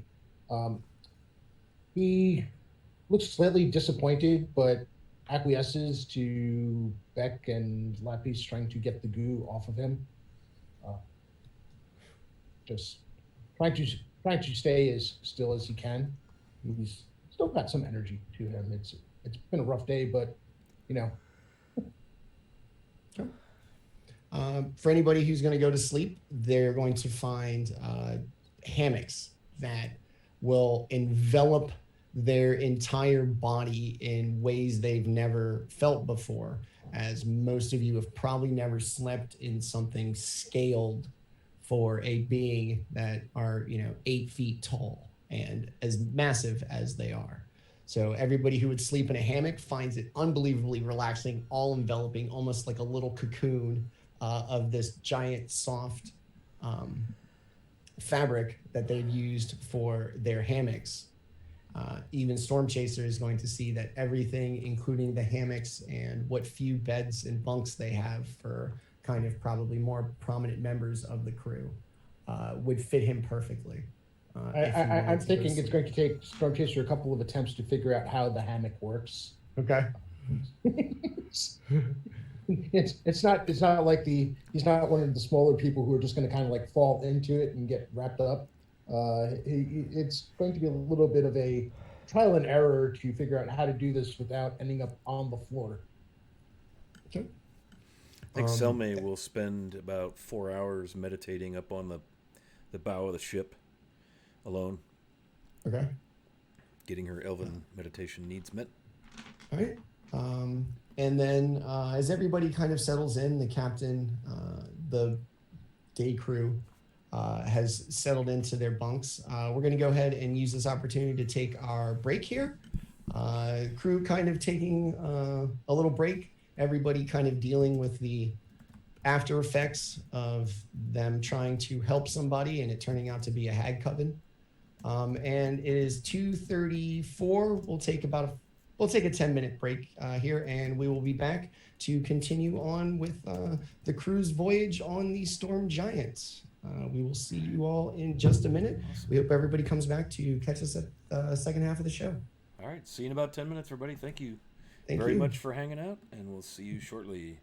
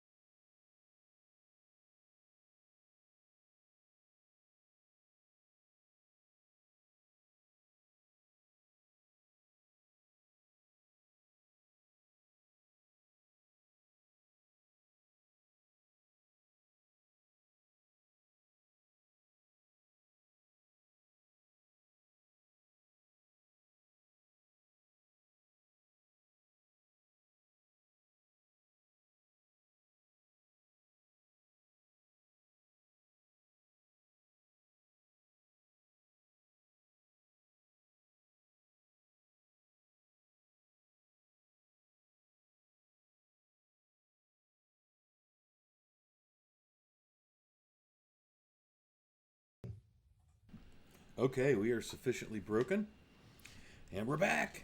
More D&D. Woo! Thanks for hanging out with us. Thanks for sticking around. Appreciate all the bits, the gift subs. Thank you so much, Rob, for that. Very cool. And thanks for everybody hanging out. So back to you, Manny. All right. And for the record, I'll decide when you're broken. Okay, then. So after quite the full last couple of hours at sea, as it were, actually in the biggest lake, the party's witnessed a total shipwreck at the hands of some sort of sea monster, and then the prolonged suffering of having to wait helplessly in the hopes that there would be survivors, only to find out that a coven of hags had been using this shipwreck as a cover to do their brand of nefarious deeds. After all this, and from the surely exhausted crew who spent a good moment frightened by the hags, they have moved to a skeleton crew at night as the boat continues to move towards its destination of the city of Half Moon. And the captain, along with many of the crew, have retired to either their cabins or below deck to get some rest. Selme is up front in a meditative trance like she and elves are wont to do. Beck has been granted the former doctor's cabin of the boat to occupy. Most of the equipment will be set up there. It's pretty sterile. It's them recognizing Beck and what he was trying to do gave him some space to work. Storm Chaser, after being initially amped after that adrenaline and that rush fades, will make a few valiant efforts, but eventually find comfort and security in a way he didn't know existed, in a hammock. His first time, yeah. Mm-hmm. And Lot Piece, I'm sure there are plenty of uncomfortable places for you to fall asleep. Boat's not usually occupied with tables, lest they just drift about and hit somebody. So would you crawl under? In a barrel. Okay. In the most awkward way possible, right? Yeah. So Okay. that whenever someone goes to look for, I don't know, olives in a barrel, they open and I'm inside sleeping. Okay. So the rest of the night kind of passes quietly, everybody asleep, until Beck starts to hear kind of a rousing out of the captain's quarters just a few hours after everybody retires, and some kind of stamping of feet out in the small corridor. And eventually he's going to hear the captain kind of mumble, "I hate these meetings. This lad is weird." And he trudges his way up to the stairs. A few moments later, the rest of the party is going to be awakened by the very distinct splash of anchors hitting the water, as well as some pulleys, and the men heave.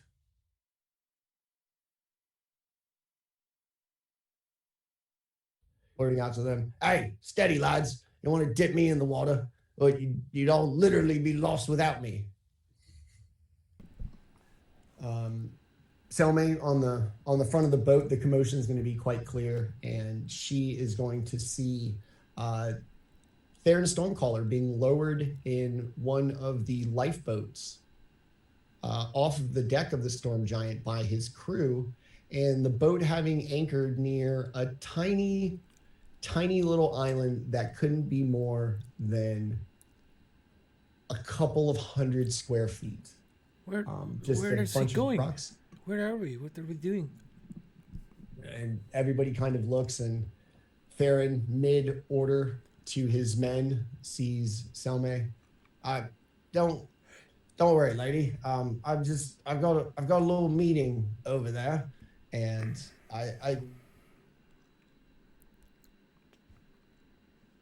I'll. And the men kind of stand, paused. "All right, lads. back to it. Heave, heave.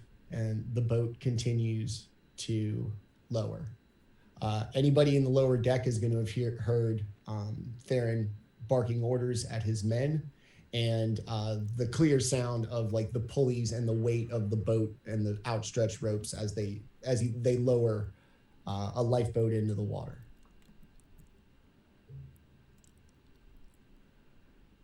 I think Selma will just watch quietly and curiously. Okay. Lapis, Storm Chaser, any of this intriguing enough to check it out, or Did I hear it? none of your damn business? I mean, if I heard it, well, one, do I feel rested? I guess is the question. No, it's only been a couple. You feel like you've just shut your eyes, but it's the dead of night. A few hours have passed, despite you not really feeling like it. Yeah, no, if it doesn't sound like, honestly, at this point, if it doesn't sound like danger, Storm Chaser's going to continue sleeping. Okay. Lapis, a barrel. Yeah, let's find out if I can get out of the barrel. If I can get out of the barrel, I'll go check it out. If I'm stuck inside, I wait until morning to ask Storm Chaser to come get me out. Okay. So that would be a barrel roll. Acrobatics to like bend yourself to get out. Okay, let's see. Nope, I'm staying in. Roll a 4. Okay. Too None of much my trouble. business. Staying inside. Beck, too interested in your experiments?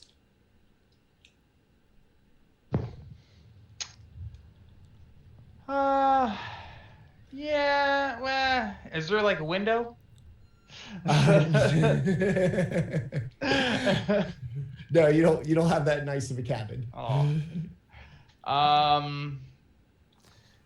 I guess depending if I could if I'm at a point to where I can just let my experiments just go for a while, then I would go. Other than that, I would just kind of still doing it.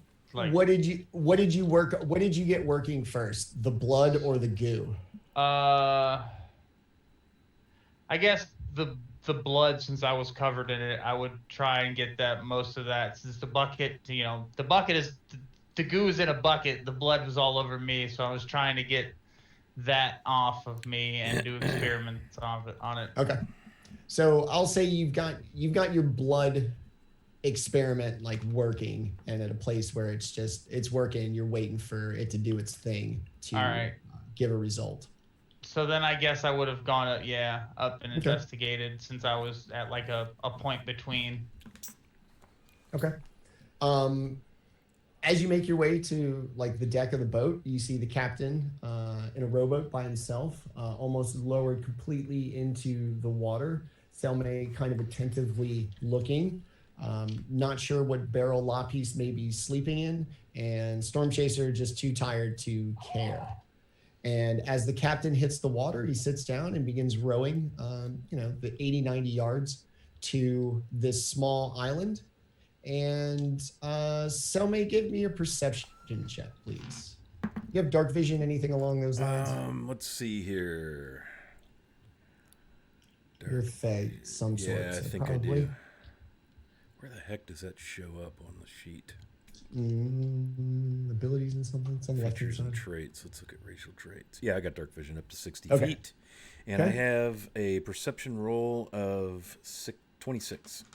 Whoa, okay, very nice.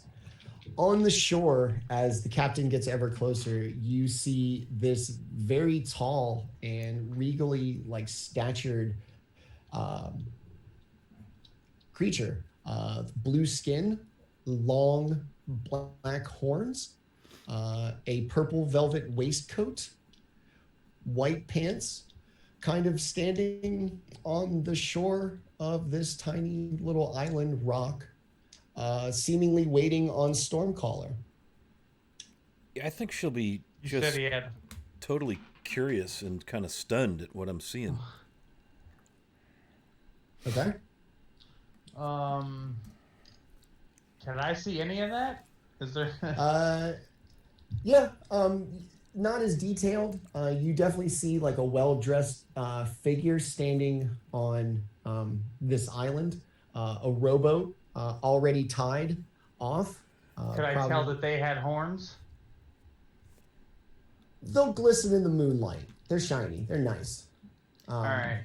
It is, Probably polished. it is so strange. It's the blue skin and shiny black horns, all very I'm gonna fancy. go start knocking out barrels.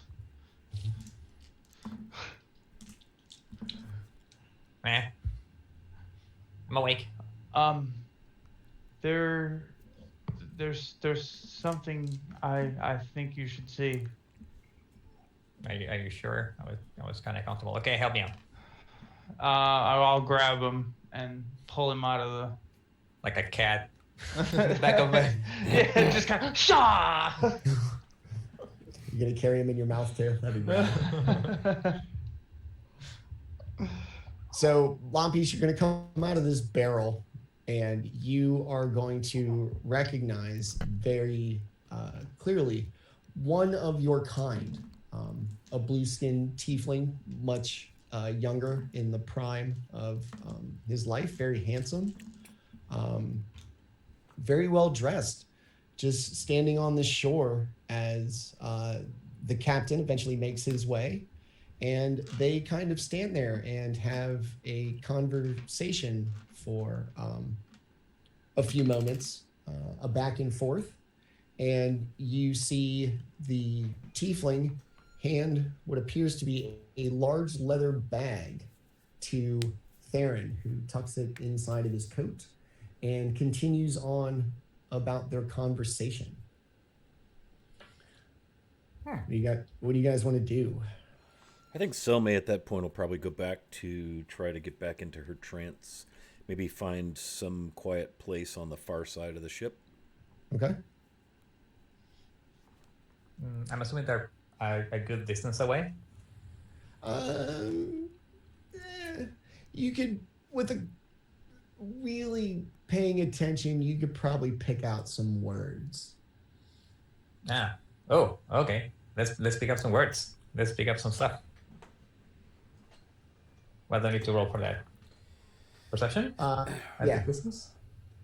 See if the wind can carry something to me. Ooh, 21. Okay. Nosy old man. All right. All in everybody's business. So as you start to listen in on the conversation, it's very clear that it starts to become about you, party. At once in a while, Theron or the tiefling will gesture towards the boat, seemingly especially at Beck or Lapis, as they clearly stand out from the rest of the crew of the ship. And you'll pick up the occasional phrase such as I hate meeting you like this on a rock in the middle of the night. This is exhausting, and this whole charade is just becoming more trouble than it's worth. And in a very kind of smooth and charming voice, the tiefling, not Theron, well, we must keep up this illusion so that nobody is the wiser, Theron. This is the deal. This is how it's always been. This is how it has to be. I'll tap back. There's some shady business going on. After I'll kind of look at him and I haven't seen many tieflings before. I've seen one or two, but traveling with one and seeing another one is quite new to me. You sound odd, Beck, but I'll let that fly. I'll let it slide for now. Beck, are you hiding something?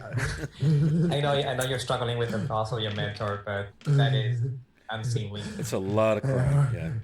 Yeah, Good whining there. a lot of crying. So after a few moments, the argument or the conversation gets a little more animated, and Theron kind of gives a big sigh and turns back to the rowboat.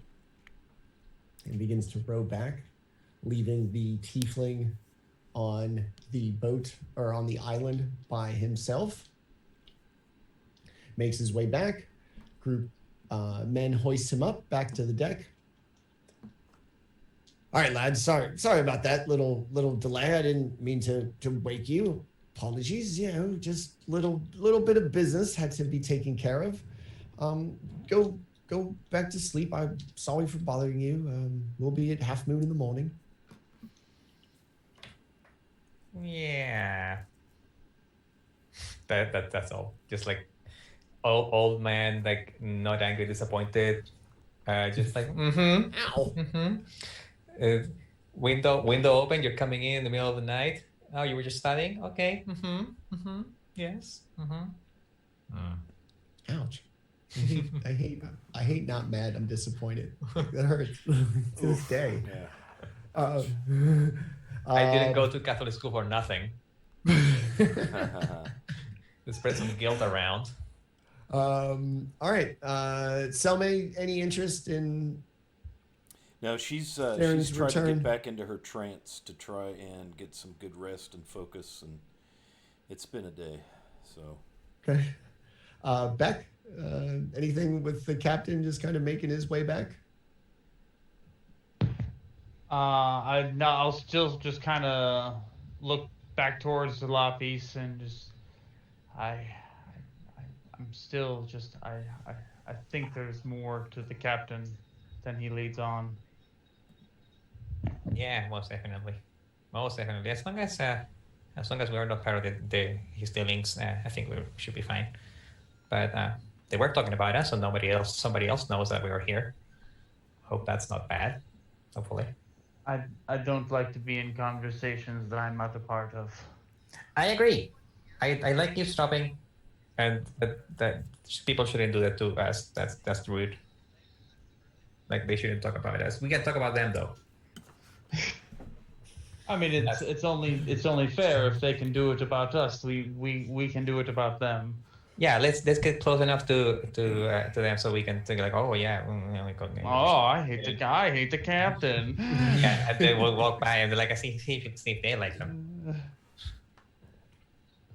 I may be old, but I'm also petty. Theron back on deck.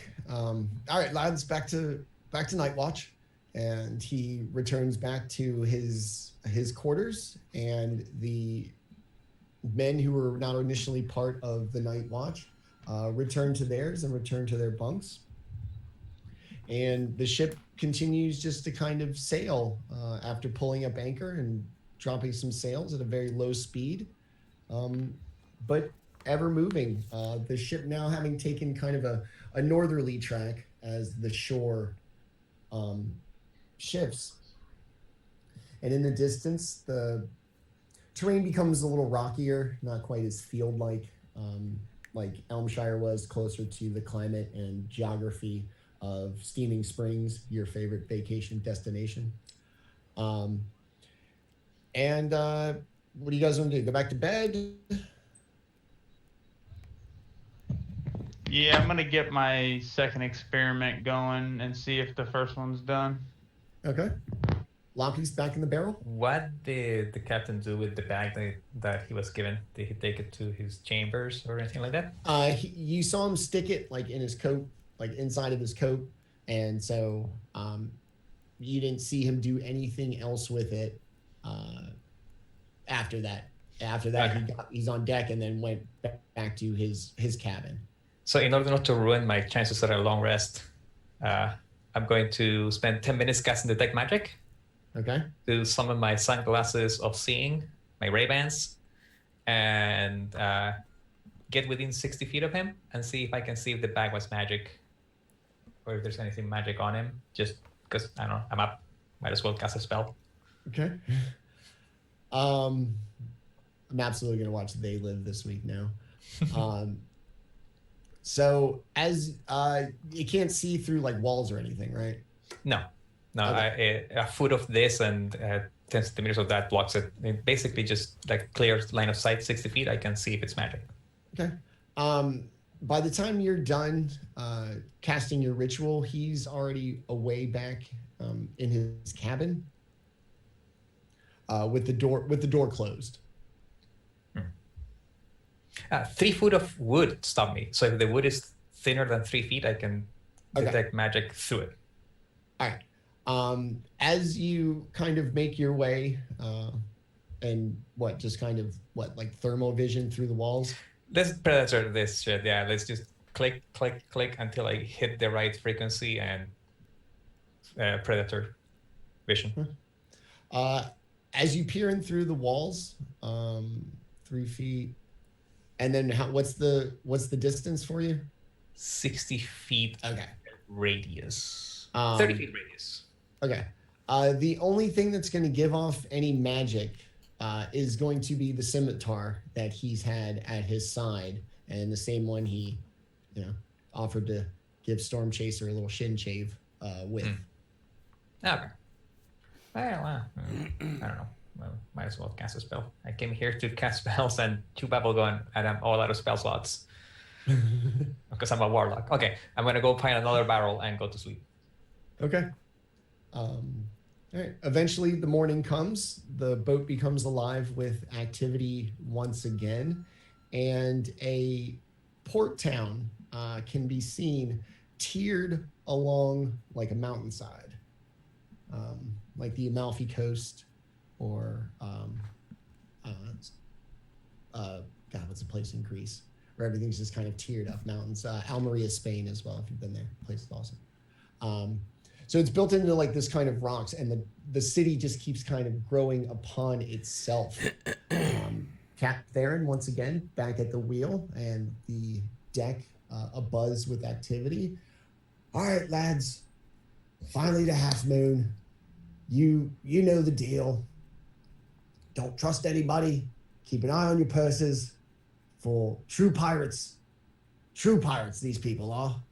We're just here to do our jobs, and we will be in and out as quickly as possible. Is that right, lads? All right, lads, a little closer, and we'll announce our arrival. I'm assuming I qualified for a long rest then. Yeah. Yeah, everybody's gonna kind of have made their long rest. Selma only needed 4. Blompies, you don't really care. You just need short rests all day. Beck, you get to bed at all? You just stayed up doing experiments. I probably only got a short rest and Okay. All right. So the boat's abuzz with activity. Everybody's kind of moving around. It's the morning time, and you see this port town off in the distance, basically dead ahead, and a few ships still almost defiantly moored up in the harbor.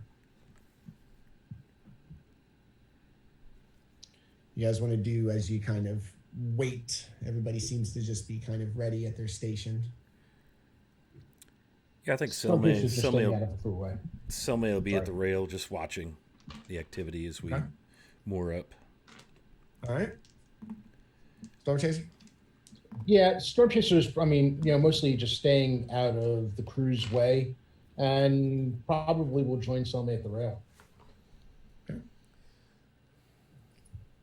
Loppies watching the show as the boat comes in? I think I'm going to stand together with Storm Chaser, just watching the people cast comprehend languages and see if I catch any weird languages, just so I can pick up some gossip. But that's it. Okay. Beck? No, just gathering all my stuff, making sure I didn't leave anything behind. I just really don't trust the captain, taking meetings in the middle of the night and shit like that. That's sketchy shit. So Selma, Lampy, Storm Chaser, you guys are on the deck, yes? Yep, right at the rail. Okay. So as the boat kind of begins to slowly roll into the docks, Theron kind of looks around, All right, lads, time to announce that we're here. And he steps back from the wheel, gets in his little trance. The skies darken, and an incredible crack of thunder just echoes across the water and up the tiered city streets. The crowd, the crew has a good laugh as almost instantly 3 ships begin to suddenly prepare to depart. You see a fury of activity across these 3 boats as men stumble all over each other in an attempt to get out of the way. In a couple more moments, they are all underway, leaving 2 vessels remaining moored up. Farron looking out. Well, just 2 bunch of dummies this time, lads. Time for us to teach them a lesson. On to the docks now. Drop the sails, begin to float in.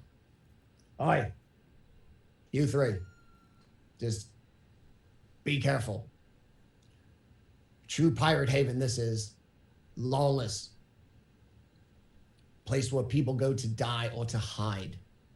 Don't be either one of them. The lads and I got some business.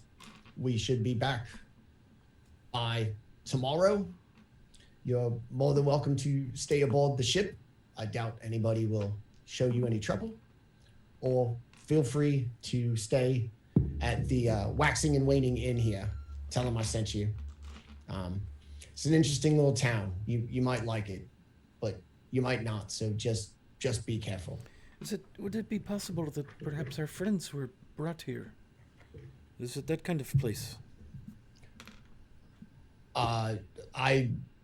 This is the kind of place where anything illegal, wrong, or you wouldn't want to be known about could happen. Anything can happen here. I see. Could be perfect. There's mercenaries, pirates, Scarlet Brotherhood, errant knights, you name it. It can be found here. Just be careful, all of you. All right then. The boat's going to slowly make its way into the dock. The dock workers of all nationalities and races begin to kind of hurry. Theron looks down on them. All right, careful, lads. This boat's important. And they all kind of shrink under his booming presence, begin to tie up the boat. Lapis is going to hear 2 of them in a foreign tongue have a small little back and forth. So what do you think they're here for? You think they're here for the Wizard's Tower or the Scarlet Brotherhood? Well, I think they're here for the Scarlet Brotherhood. Those guys are always coming for them. I don't know. That Wizard's Tower is pretty weird. I bet you they're here for that. Nobody's gone anywhere near that. I think either out of fear of what it is or knowing that these people would eventually make it there. The boat's tied up. Theron gathers the men and very quickly departs up the docks and kind of into the countryside, up the river, on foot. All right, lads, remember what I told you. Be careful. Don't trust anybody. Most of all, I'm going to say it again. Be careful. Come on, lads. The men continue off through the town and out of sight, leaving you on the deck of the ship in the port river town of Half Moon. Everything is a very nice white stucco, red clay tiles. Streets are all kind of a smooth, sea-stoned cobblestone. And everything, despite this appearance, gives off this very kind of odd vibe. Smells terrible. Streets are dirty. Everybody is dirty. There's broken windows, busted up buildings. Yet, despite all this, it is quite the active scene. People of all races moving around the streets. Some fighting, like physically. Some appearing to duel. All the while, the rest of existence in this town continues on despite these small distractions. Does it look like What do you there's guys like wanna a do? harbor master place where, you know, the business of the harbor might There be does done? appear to be Shipping. somebody kind of at the end of the docks where they meet the shore with like a scroll and a quill and like kind of a ledger seems to be working. He doesn't seem to have paid much mind to the storm giants arrival and even cowered a little bit as Theron and his men marched by. Maybe we could talk to the Lapis. the Sorry. dockmaster to see if anything has come in the recent weeks from spring shipping. I don't know. Lapis would tell the party, I heard some people talking about the Scarlet Brotherhood being here. Oh yes, those are the ones we suspect might be behind the poisoning and such, right? Yeah, I heard that, and I heard them talking about a wizard's tower. Hopefully not Tensor's summer home. But people are scared of going there, so maybe there's something of interest to us there. Yeah, we can look in to see if they sell that cactus here, they can get it here or whatever. Like That's mass it. quantities. It's a good point. I So- can also do a spell. I can get one of these seagulls to deliver a message to someone I describe, and if I describe my master, and she's here, then maybe we would know where the seagull went. If our people are here, if the seagull flies around and doesn't find anybody that looks like an old chicken or a cockrat, then the seagulls just gonna fly off and do whatever seagulls do when nobody's casting spells on them. But if there's someone like that, the seagull will find them. That sounds like a good idea. And Selma will look at the rest of the group. So do we go into the city then, or should we wait here? Storm Chaser looks decidedly undecided. City. I mean, we city. can go to the city and at least look around in the city, right? They said it's Yeah. active, so I mean, I'm at least gonna go into the shops and see if there's any like herbs and anything that I can buy that I can turn into potions and shit. Okay. All right, you guys want to head into town all together? Yes, Storm Chaser will follow where the group goes. He's had his fill of cities, but he's not going to leave his friends by themselves. You make your way up the docks, basically to where it meets the shore. And as you make your way to the absolute end, kind of studious, little frumpy human, balding with a quill and a ledger. Psst. Psst. I'll look over, kind of cock my head. Yes, what is it? If you're prisoners of the storm giant, just say so. I can get you to safety.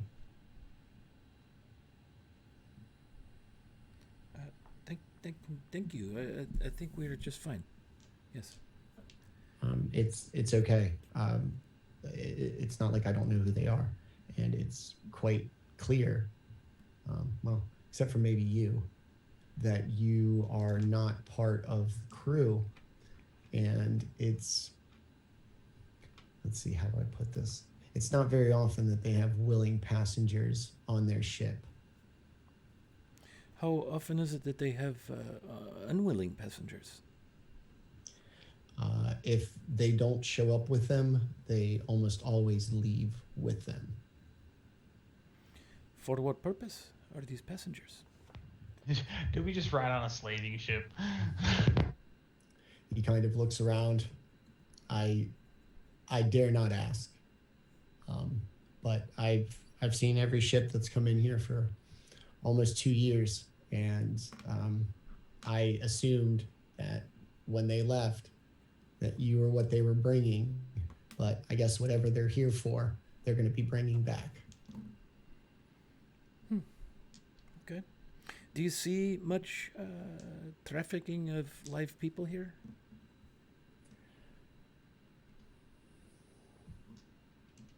Clearly my first time here. You would be amazed. This town seems to just attract the worst of people, and not everybody parades a body in a sack through the city streets. Of course, yes. But I would say this place has seen their fair share. So is this conversation going on so that all of us can hear it? Because Yeah, if so, he's if so, concerned. the glare that this person is getting from Storm Chaser is considerable.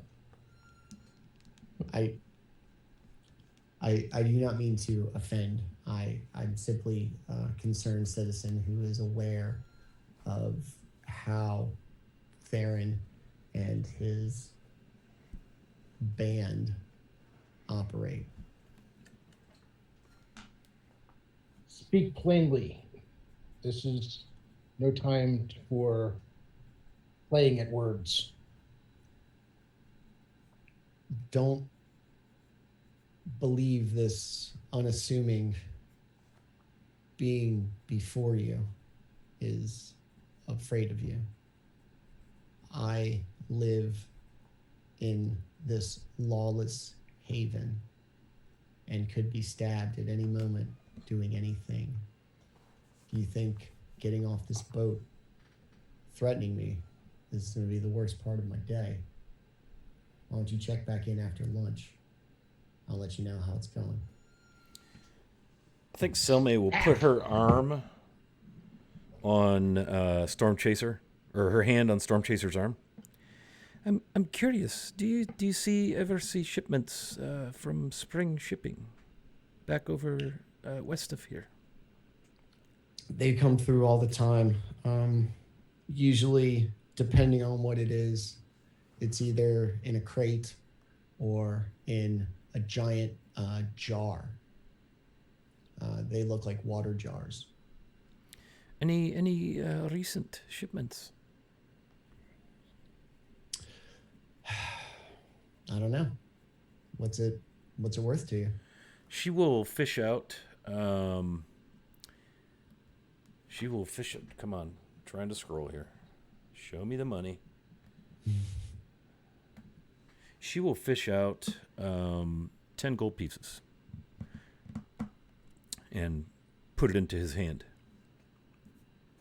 He'll kind of look at it, pocket it. I'm gonna forgive you, as this is your first time here. No, I haven't seen anything. He's gonna flip through his book. At that, I think she'll probably drop another 15 for a total of 25. Just because she's very naive and self-conscious of norms and offending people, even though she kind of obviously knows where she's at, but she also doesn't want to offend. He flips through the pages and turns the ledger to you and shows you. This right here says the last time they were in town was 3 weeks ago. That, I look at the party. I think that's longer ago than. I don't think that lines up right, does it? Did they pick anything up from here recently? Flips back through again.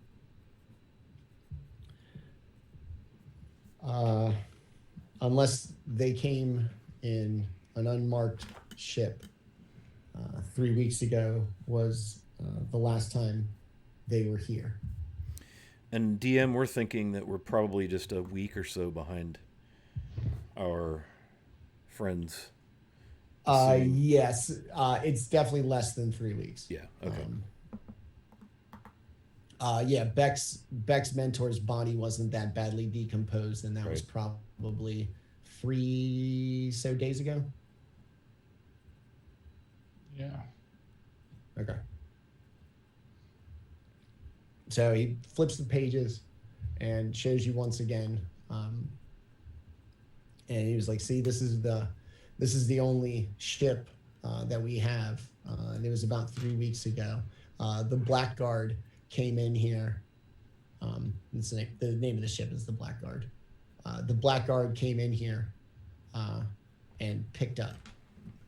That's suspicious no matter what the name is.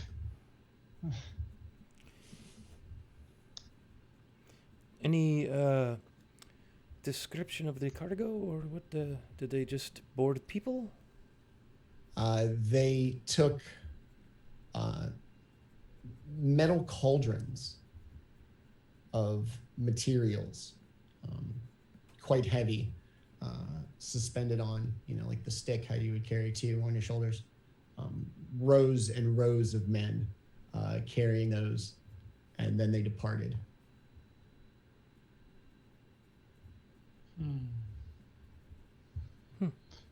Well, you've been most helpful. Thank you. What is your name?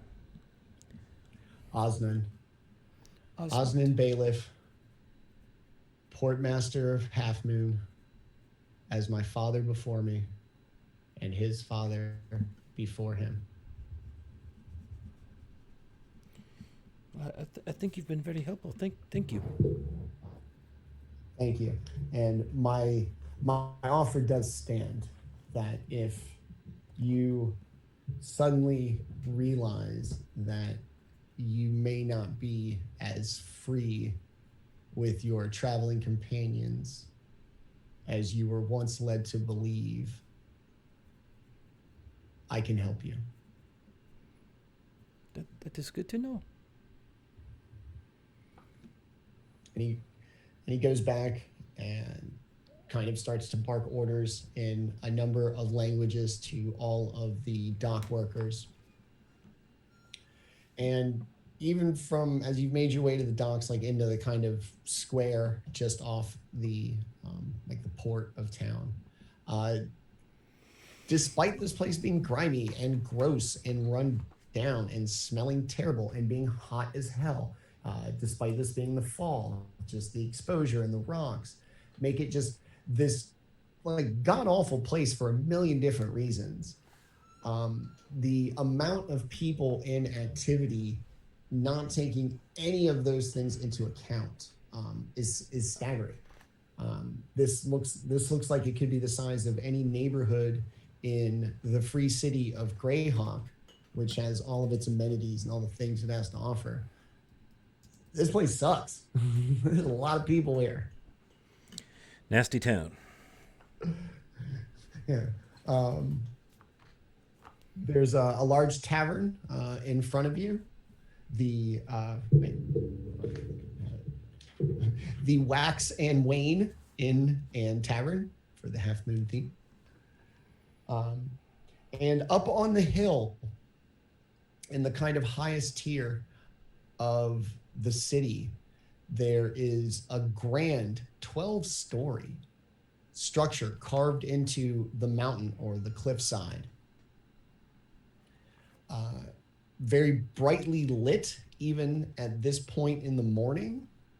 And there seems to be an especially wide avenue of the street through the city that leads to this large structure with a sign on it that says Half Moon Hotel and Casino.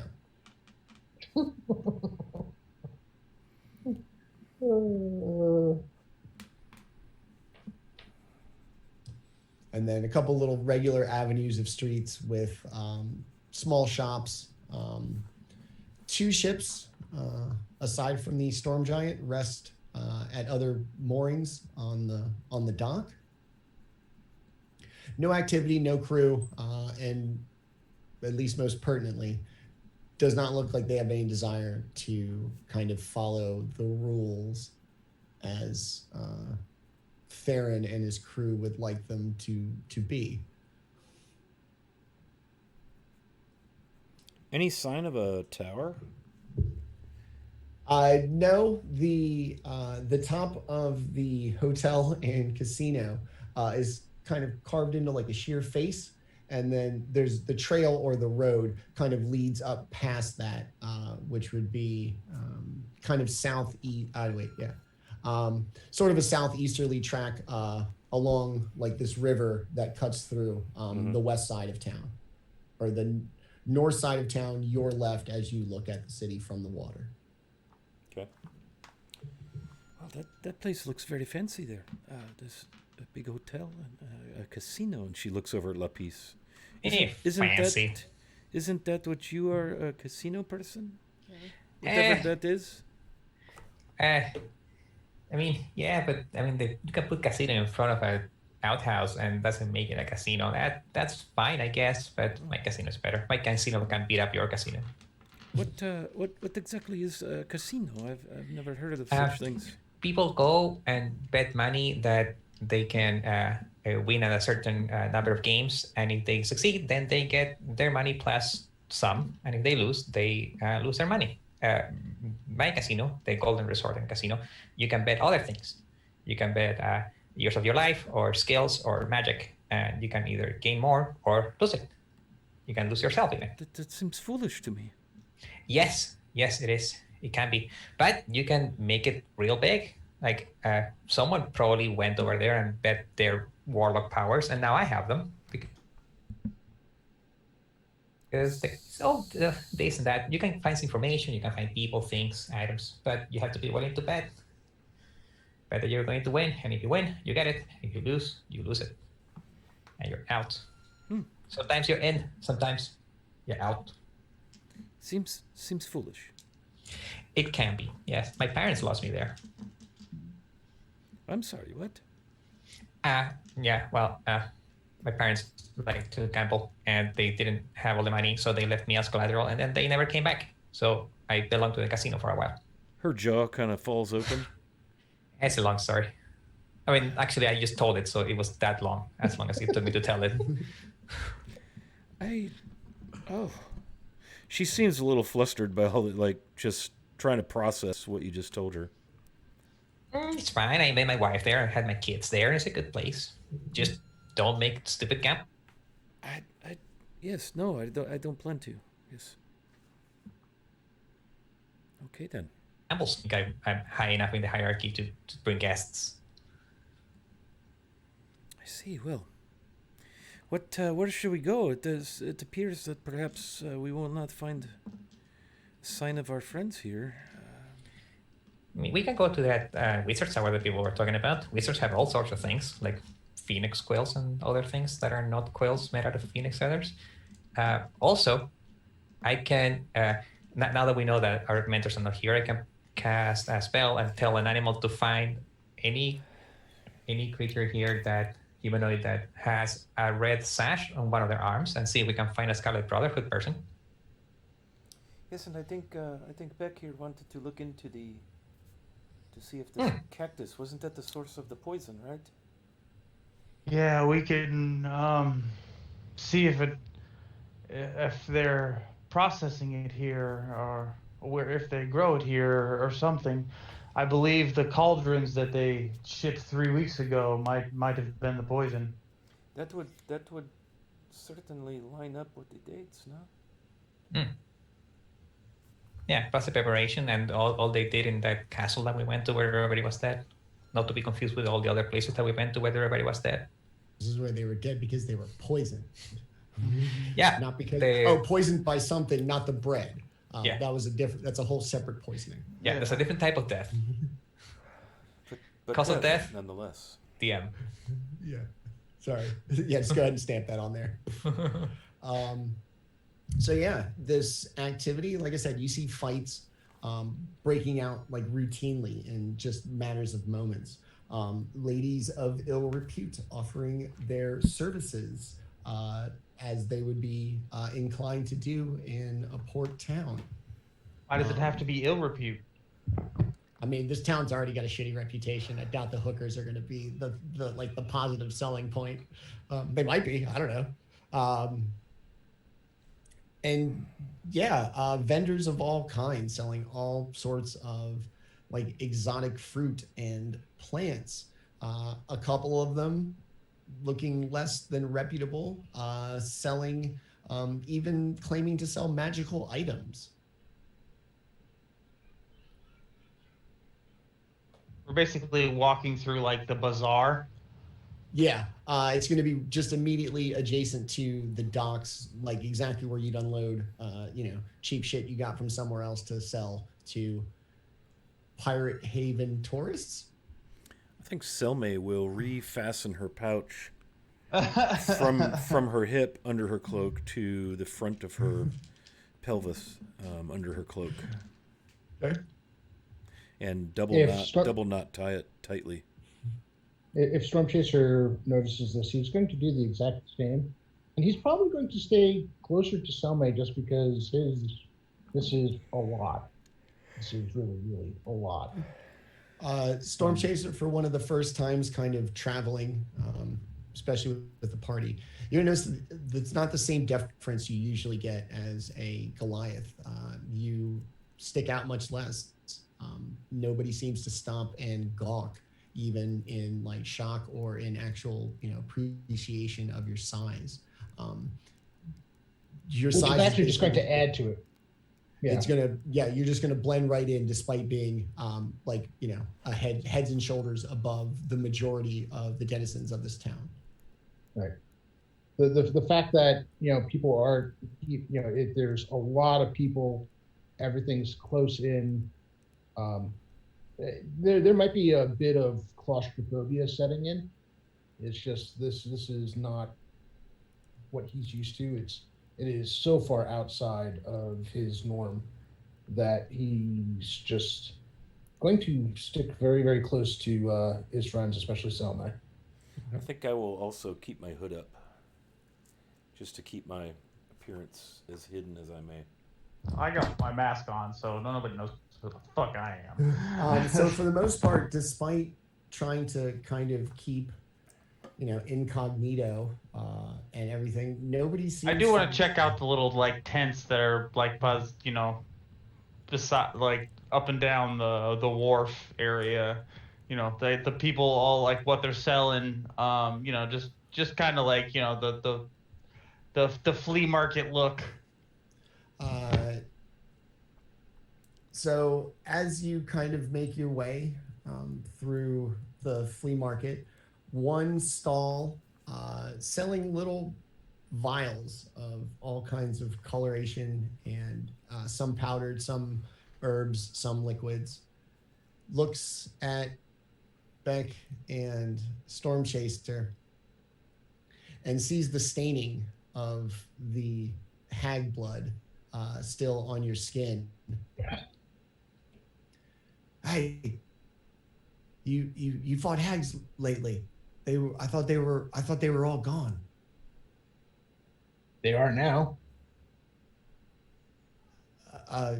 He says completely, straight faced, not even intending to joke. It's just they are now.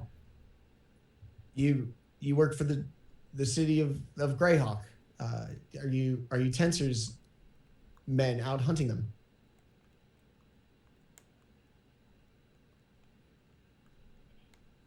Huh? No, we do not work for Tensor. Oh. And she kind of looks disappointed. That was the only good thing he ever did, was send those hunters out to kill all the hags. Assume that you were part of them. Business was doing really well when they were. Why did you think we are part of the city of Greyhawk? Nobody just hunts hags, except for the last couple of weeks, maybe even a month. We've had entire crews of Greyhawk soldiers, supposedly sent by Tensor himself to assist the Lord Mayor in some such, in disposing of all the hags on the lake. Coming a big threat or something. So, what would you give me for a vial of hag's blood? A vial, you say?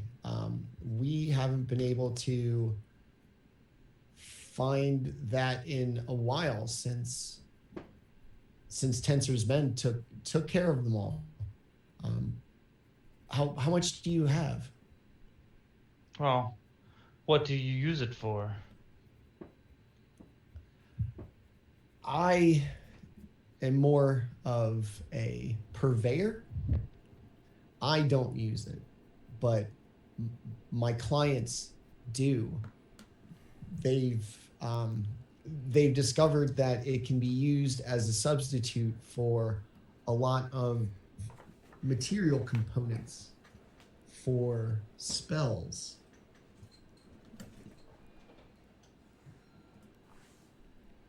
So you say it's quite valuable. It is. We had a bunch of wizards come through here and buy us all out. And once we were out, I thought Tensor had taken care of all the hags, and we assumed that the boom was over. Now you show up covered in blood. Stormchaser says they missed 3. Full coven. That's probably some powerful stuff there.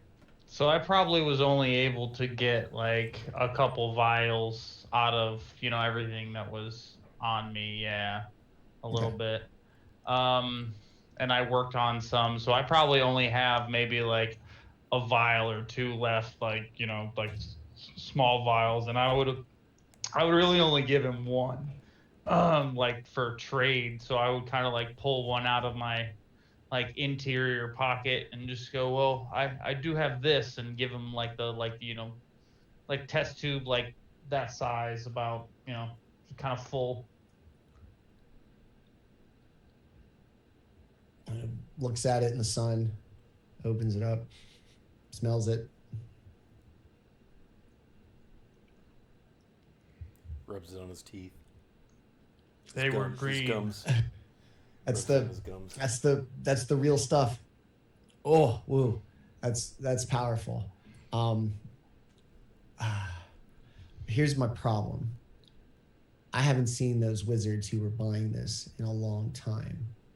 And I worry that if I bought this at the rate it was going for a couple of weeks ago, I may be stuck without a buyer, if you understand. That is not our problem. All right. Look, I'm not trying to rip anybody off. I'm not sure I can pay, but I may be able to trade. I am a man that works in the alchemical ways. Trade may work for me as well. Kind of looks around. I had a master thief in my employ for a while, and he said the key to anything was found with this. And he holds up just a tiny little piece, looks like a driftwood. It's kind of smooth on the outside, obviously weathered by water. And it's just a simple stick. This stick of finding, he claimed, would find any key to any door if you asked hard enough.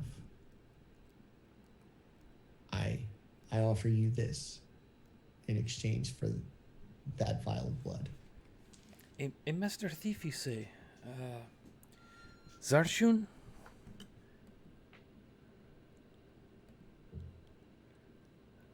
I take by your reaction I am correct, yes. What do you know? What do you know of Zarshun? This master thief? He's a lot of things. He's well known up and down the coast, and in Greyhawk. And beyond, I would imagine. I would assume so. Do you look? You just got here, and you start talking about Zarshun, and you show up with hag's blood on your faces. I'm okay. He pulls the stick back. Okay, I've got something better. I hoped you might. And he pulls out a scroll. This fell off a wagon the other week, and I found it, and I feel that perhaps you would be better at returning it to its rightful owner than I would. Could I please roll insight? Yes. I grab the scroll and 23. 23. 23. Yeah. He's turned into this kind of salesman-y kind of thing. You definitely sense that he's probably still trying to lowball you. He was quick to put away the stick of finding, which is a very real thing, maybe, and replace it with this scroll, as if to say even the loss of this in exchange for the vial is not more than he's willing to commit.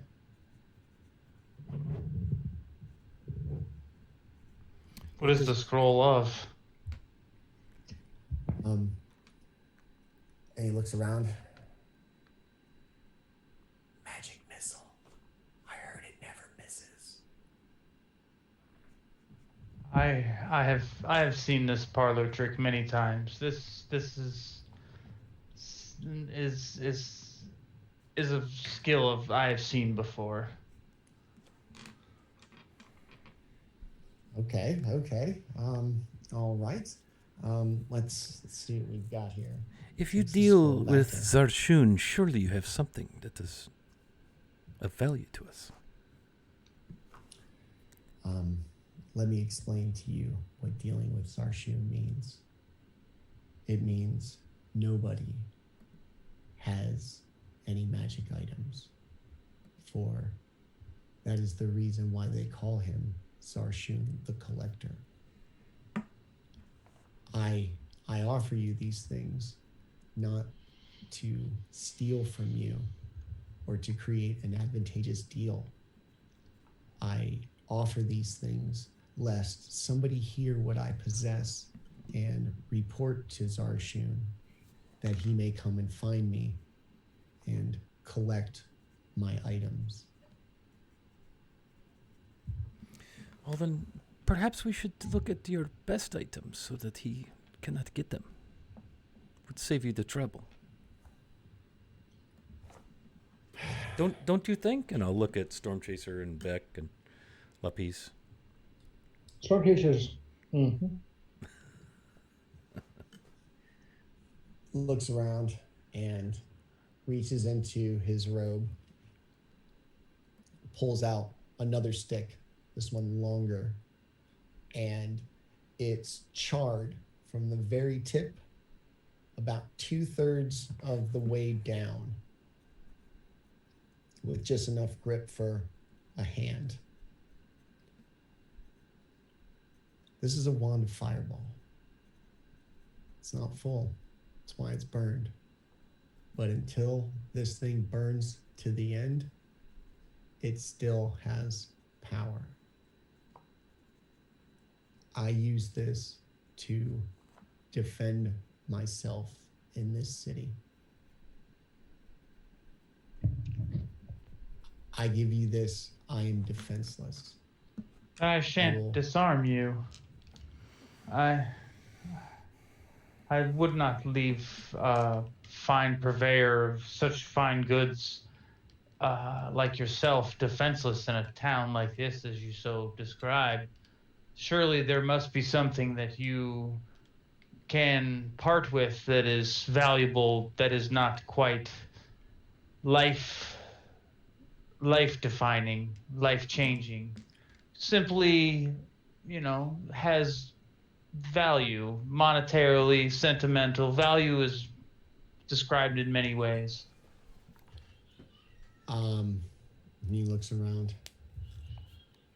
I don't know if you've heard, but there is an abandoned wizard's tower not too far from here that the town is quite abuzz with news of. I can help you get in. From what I understand, nobody's made it in yet. He pulls back out the stick of finding. I know where the key is, and this will help you. Whatever you find there is yours to keep, and if you so decide, whatever you find there is a worthy trade for that vial of hag's blood, then I will consider this a done deal.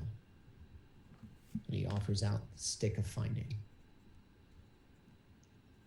With the information, like the knowledge of, like what we need to do to get in there and everything like this? It basically tells you that it's a regular door, the key is hidden, and you're just going to need the stick to find it. Just know, merchant, that I am a man of both life and death, that I can bring you both. If the deal you give me leads to the deaths of any of my friends that may have been prevented by information that you are withholding, just know I will come visit you again.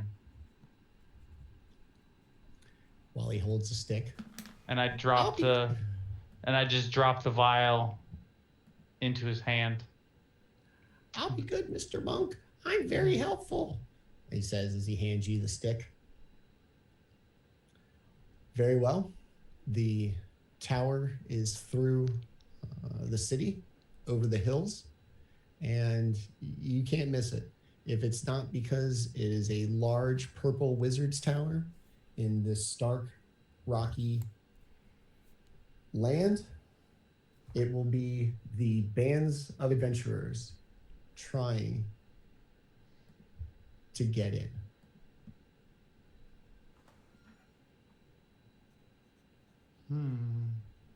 Perhaps we would have to go at night then. Well, we should at least get provisions. Shall we go to the casino and get fancy provisions? Or maybe a day of respite. Or maybe, Well, we We only have one day, though. We need to be back tomorrow to sail off. So we push on to the tower Perhaps we go now then. and make some money Let us hope. or information. Seems interesting. Now it's gonna be full of stuff, not dangerous stuff, but wizards hold a lot of stuff, like phoenix squells and stuff. So I will also turn to Lapis and pull the other vial of blood out of my cloak and give it to him and say, you may need this. I hear it can be used in place of spell components, but I do not cast spells. I am a man of touch. I could probably use this in one of my rituals, and you add something to them. Thank you, Mike. All right. You guys setting off for the tower? Yeah. Yeah, sounds like it. Yeah, as we're leaving, I'm gonna finish casting detect magic. I'm gonna put my sunglasses on. I'm gonna go like this to the cellar as we're walking away. Okay. As you put your glasses on, the stick of finding is going to glow. Okay. Good news. As well as everything he kind of showed you, the wand, the scroll, and the stick, all seem to give off a sort of magical aura, whether they were as powerful and as advertised As he led to believe, undetermined. but they had magical qualities about them. My man wasn't a liar. He may have been a salesman, but he wasn't a liar. All right. You can't hate him for that. So I'll tell the party. The stick is magic, and later when we stop, I'll identify the item and see how we can use it. I have no doubt that it is magic, for if it is not, I will go end his life. Okay. Before you depart, he kind of gives you a rough direction. Basically, just tells you to go over the hill. Can't miss it. Purple Wizard's Tower. You make your way past the casino to the point where you see that there's a line of people waiting to get in. They stand, some quite orderly and patiently waiting. Others very antsy, as if there is an itch that absolutely needs to be scratched. And there are just an immense amount of people waiting in line for this casino. It makes you wonder what the inside must look like if this many people are willing to wait outside in this smelly, god-awful, stinky town just to get in. As you kind of crest over the hill and begin to make your way down, kind of off a little bit, you see what you imagine to be the top of a purple wizard's tower, obscured by other rock croppings and just the kind of lay of the land. And as you make your way down in the soon-to-be afternoon sun, you see the road heavily traveled with footprints, lots of them, including very large sets of footprints made relatively recently. The indentations and specific details of the boots still pretty fresh in the dirt. The trail continues past further into almost like a valley with a road kind of cut out between rocks. And at the end of a small valley, sheer high rock faces, stands a purple wizard's tower, probably 10 to 15 adventurers, kind of in groups of 3, 4s, and 5s, kind of scouring the walls of the rock formations, seemingly looking for something. And at the foot of the tower, somewhere in the neighborhood of a couple of dozen dead bodies of various states of decay, just litter the floor of the canyon.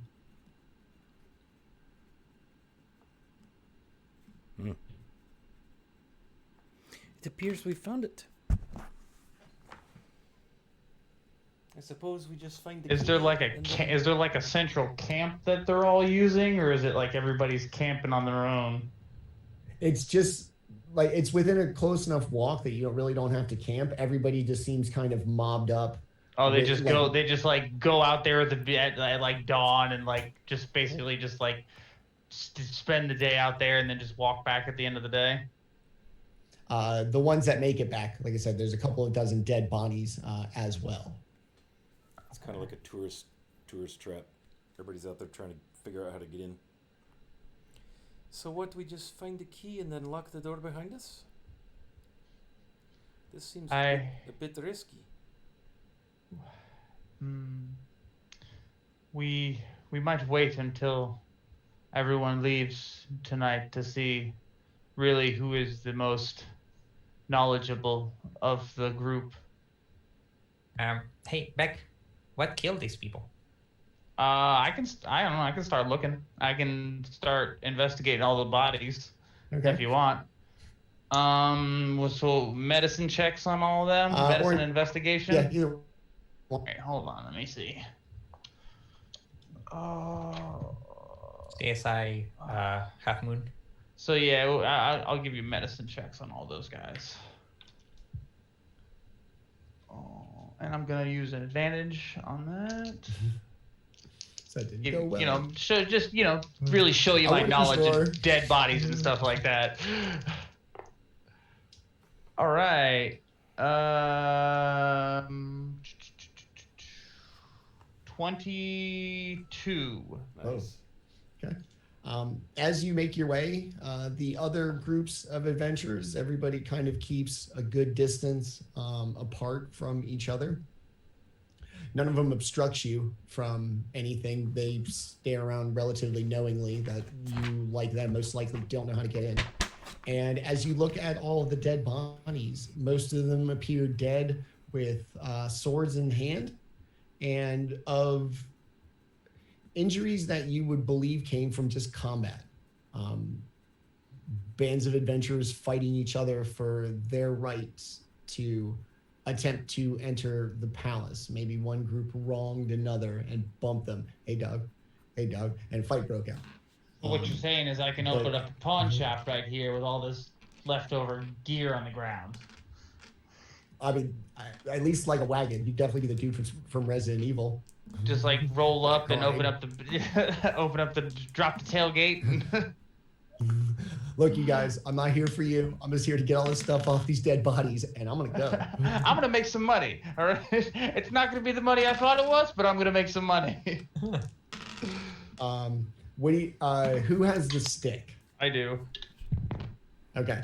What are you doing with it? Do you have it out? No, Or I don't lead anybody to believe that I have, the crate, because I'm pretty sure the kooky old man has made that offer to many of the people. So I don't want anybody to know that I was the person that took the stick off the kooky old man. Hey, you got a stick too. Damn it. Yeah, exactly. I do kind of want to hang out and see, like, if I can just gather any information from just like watching. Okay. Yeah, for the most part, everybody in their little relative groups of adventurers seems to kind of be just touching the rock faces and looking everywhere. It's not a lot to see. It's very clear, flat floor, sheer rock faces, and a wizard's tower. It looks very contrived and wizardy. Like this would be the perfect place for a weird wizard to make their tower. The sun starts to get high in the sky. It becomes way more like hot. And as you spend your day kind of milling about, waiting to see a good opportunity, more and more groups of adventurers begin to show up. Probably as many, you're probably in the 30s of people now. Some look like honest adventurers out for, maybe treasure and glory. Others look kind of dicey, much more of the bandit and thief variety.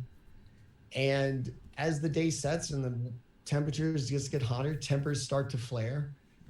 And before you know it, a couple of sporadic little brawls break out. And within a couple of moments, everybody was brawling for nothing. That just an escalation of attitude and heat has begun. Almost everybody else brawling with each other, and you standing there. So I want to look towards my compatriots and like give them the signal that this would be our chance to go. Now is the time. Okay. I'll try to stand in front of Beck just to block any line of sight while he begins to look with the stick. Yeah, so I'll pull it out and I'll just kind of like look at it and just kind of. So I need to find a key. You got one with the sword. Yeah, exactly. Yeah, I was just gonna ask. I was like, you just gonna kind of like spin? Yeah. I'm gonna like divining rod, Okay. just kind of like. It's gonna start to get this kind of orangish glow as hot, cold, all that kind of thing, and you're gonna see it's basically at the very back of the canyon is where it's glowing. All right, or the so direction it tells you. Yeah, so I'm gonna usher my group to go that way, just to kind of like circumvent the fighting and everything like that, and try and make it as inconspicuous as possible. Okay. Everybody's too caught up in the brawl, and as you make your way towards the back, it gets ever so brighter as you approach a kind of collection of corpses that were littered in the back. It's about 4 of them. They've been dead for a little bit of time, past the, funky soft cheese phase into the dry, leathery, sunken, hugging the bones phase of decay. Okay.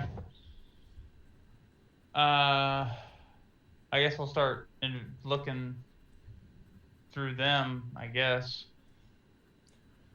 All right. You search one body and nothing.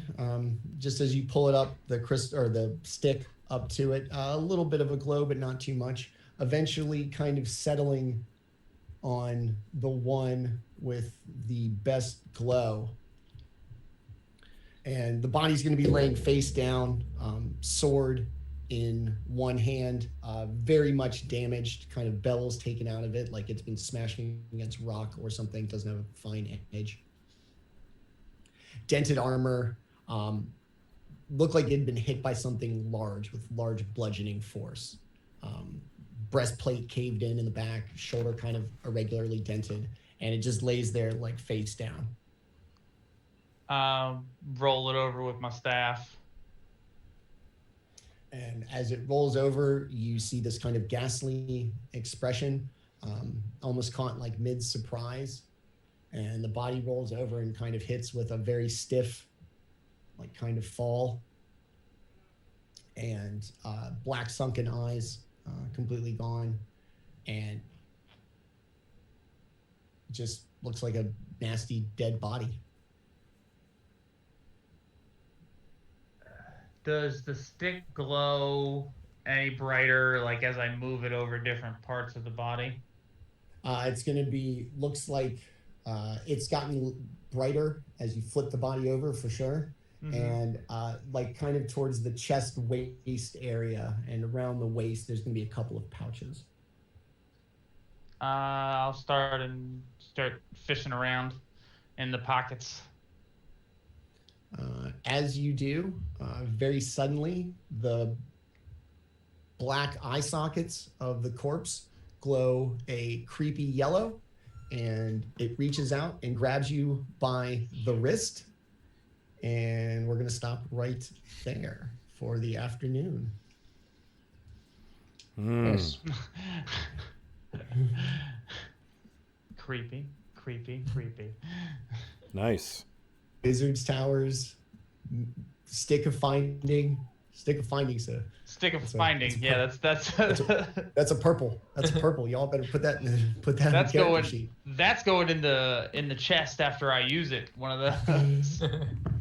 Nice. All right. Remember the day I used that stick, man? Woo, that was a good day. All right. So we've managed to avoid hags, and really thought I was going to be able to do that. That never happened. Even the barbarian, just every single time, man, making his wisdom saves. Yeah, I mean, the nice thing with rage is, and I have to remember that because I kept trying to use advantages, or the advantages that I've been building up that I don't get to use, because if I'm able to rage, I get advantage anyway on saving throws. So, yeah. Burning resources, the job of Dungeon Master. Yeah. Well, I mean, I've been trying to use them. It's just I have built-in resources.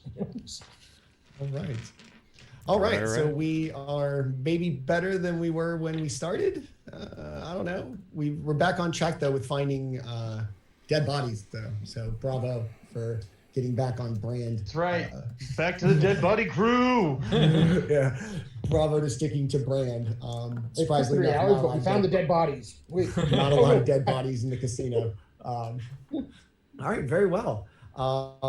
And yeah, we're getting very close to kind of a big reveal here coming soon. So stick around next week for that. Until then, let's meet the amazing people behind our amazing characters who once again were just tremendous today. And I thank them for coming out and being just great players. Everything a Dungeon Master would want out of a group, you guys are, and I cannot thank you enough. So thank you. Thank you, sir. Let us go around the horn. Tell us about the fabulous people who have been just kind of riding this roller coaster of dread that I have put you on for 11 episodes now. Start with Will. Hey, fun time, man. You're a good DM. I enjoy these times. It's good times. Thanks, buddy. I appreciate it. You're all a good party. I have fun. Except for the dead bodies, that's no fun. For them. For us, it's fun. I'm Will. Will_Knight3. You can find me on Twitter. I write books about mimics. I write books about beasts written by Volo's younger sister. In a couple of weeks, there's a thing that I wrote magic items for the Feywild that's coming out in a couple of weeks. I think Nice. Nice. There's stuff happening. Stuff is happening. I just forgot their names and dates, but it is happening. And that's it. That's me. I love playing warlocks, monks, and rogues, and this is one of the 3 that I get to play. Cool. Awesome. All right. Let's go to Rob. Your little paradise run with your own kind of coming to an end here, and back to the bullshit of city life, apparently. These cities. Okay. Wilderness. Give me some. No, but seriously, I'm Rob, Phantom NJ _D&D on Twitch. Not Twitch, Twitter. Phantom NJ, obviously, on Twitch. And yeah, I gotta admit, I've come to a realization over the last year and a half that I really normally and truly enjoy being a DM more than I do a player, except for this campaign. I like playing in one-shots, but as far as campaigns go, this is a campaign that I've been having fun from day one, and it shows no sign of stopping. And Manny, it's got a lot to do with you and my fellow players are just fantastic. I love basically everybody being in character from the word go. It's just it's everything. So yeah, I mean, I'm working on a new campaign. It will also be Greyhawk. It will also be streamed. Cool. And it's going to be using the Castles and Crusades rule set. So that's going to be interesting. Yeah, it'll be fun. In the meantime, you can find me all over. If there's a D&D community anywhere tied to Greyhawk, I'm there in various levels of engagement, but I'm around. So thanks everyone for who was watching today. Awesome. Let us move on to our doctor and trader of magical items, including the epic purple Stick of Finding. Hey, I am Lewis. I played Beck this evening. Chef by day, husband, father, also father of 2 wonderful little pets who love to annoy me. And, love being here playing D&D on Wiley's channel. Also play Tuesdays on Growed Up Geek channel, where we have a Twilight Malediction game. And really, I just kind of like playing D&D in my off time when I have free time. So, yeah. Awesome. I'm Manny, at Growed Up Geek on your social medias. I have been your Dungeon Master today. You're ever humble. As always, Wiley, thanks for having me be your Dungeon Master. It's a cool thing. I know you get to play, and it's a big thing. And thank you to everybody who came out and watched today. Especially thank you to my players again for being awesome. We'll throw it to Wiley, and we will get out of here and let everybody get to their amazing Sunday afternoons. Thanks for watching. Check us back next week. Check us back next week for we'll see what happens to Beck's grasped hand. Yes, Wiley? I'm sure that's going to end perfectly well. That's fine so far. All right, yeah. So I'm Wily Hobbit, super stoked, enjoying this game. I'm kind of in Rob's category. I do love to DM and create that way, but man, is it nice to just sit down with a handful of dice and play a character for a few hours. Really enjoying the game. Love playing in Greyhawk. So thanks to everybody for hanging out. Thank you, Phantom NJ, for all the gift subs. Thank you for the subs, the bits, all that cool stuff. Had a really fun time today. And thanks for everybody in the chat. Just one bit of news. Pretty soon we're going to start dropping the first episodes of a new podcast called Greycast, and it's going to be, the content is all about the world of Greyhawk. So my friend Mateus and I are co-hosts, and we're going to be interviewing various people in the Greyhawk community, new and old, and yeah, it should be pretty cool. So that's going to be dropping episodes every other Monday starting soon, so keep an eye out for that. And we're going to raid into our friend John's game over on Blue Box RPG. They're doing a homebrew game. I think we decided it was probably Pathfinder. Tuesday nights, he runs a really cool Greyhawk game. So give them a good shout when we get over there. And we'll see everybody next Sunday at 1. Thanks for hanging out. Thanks, everyone.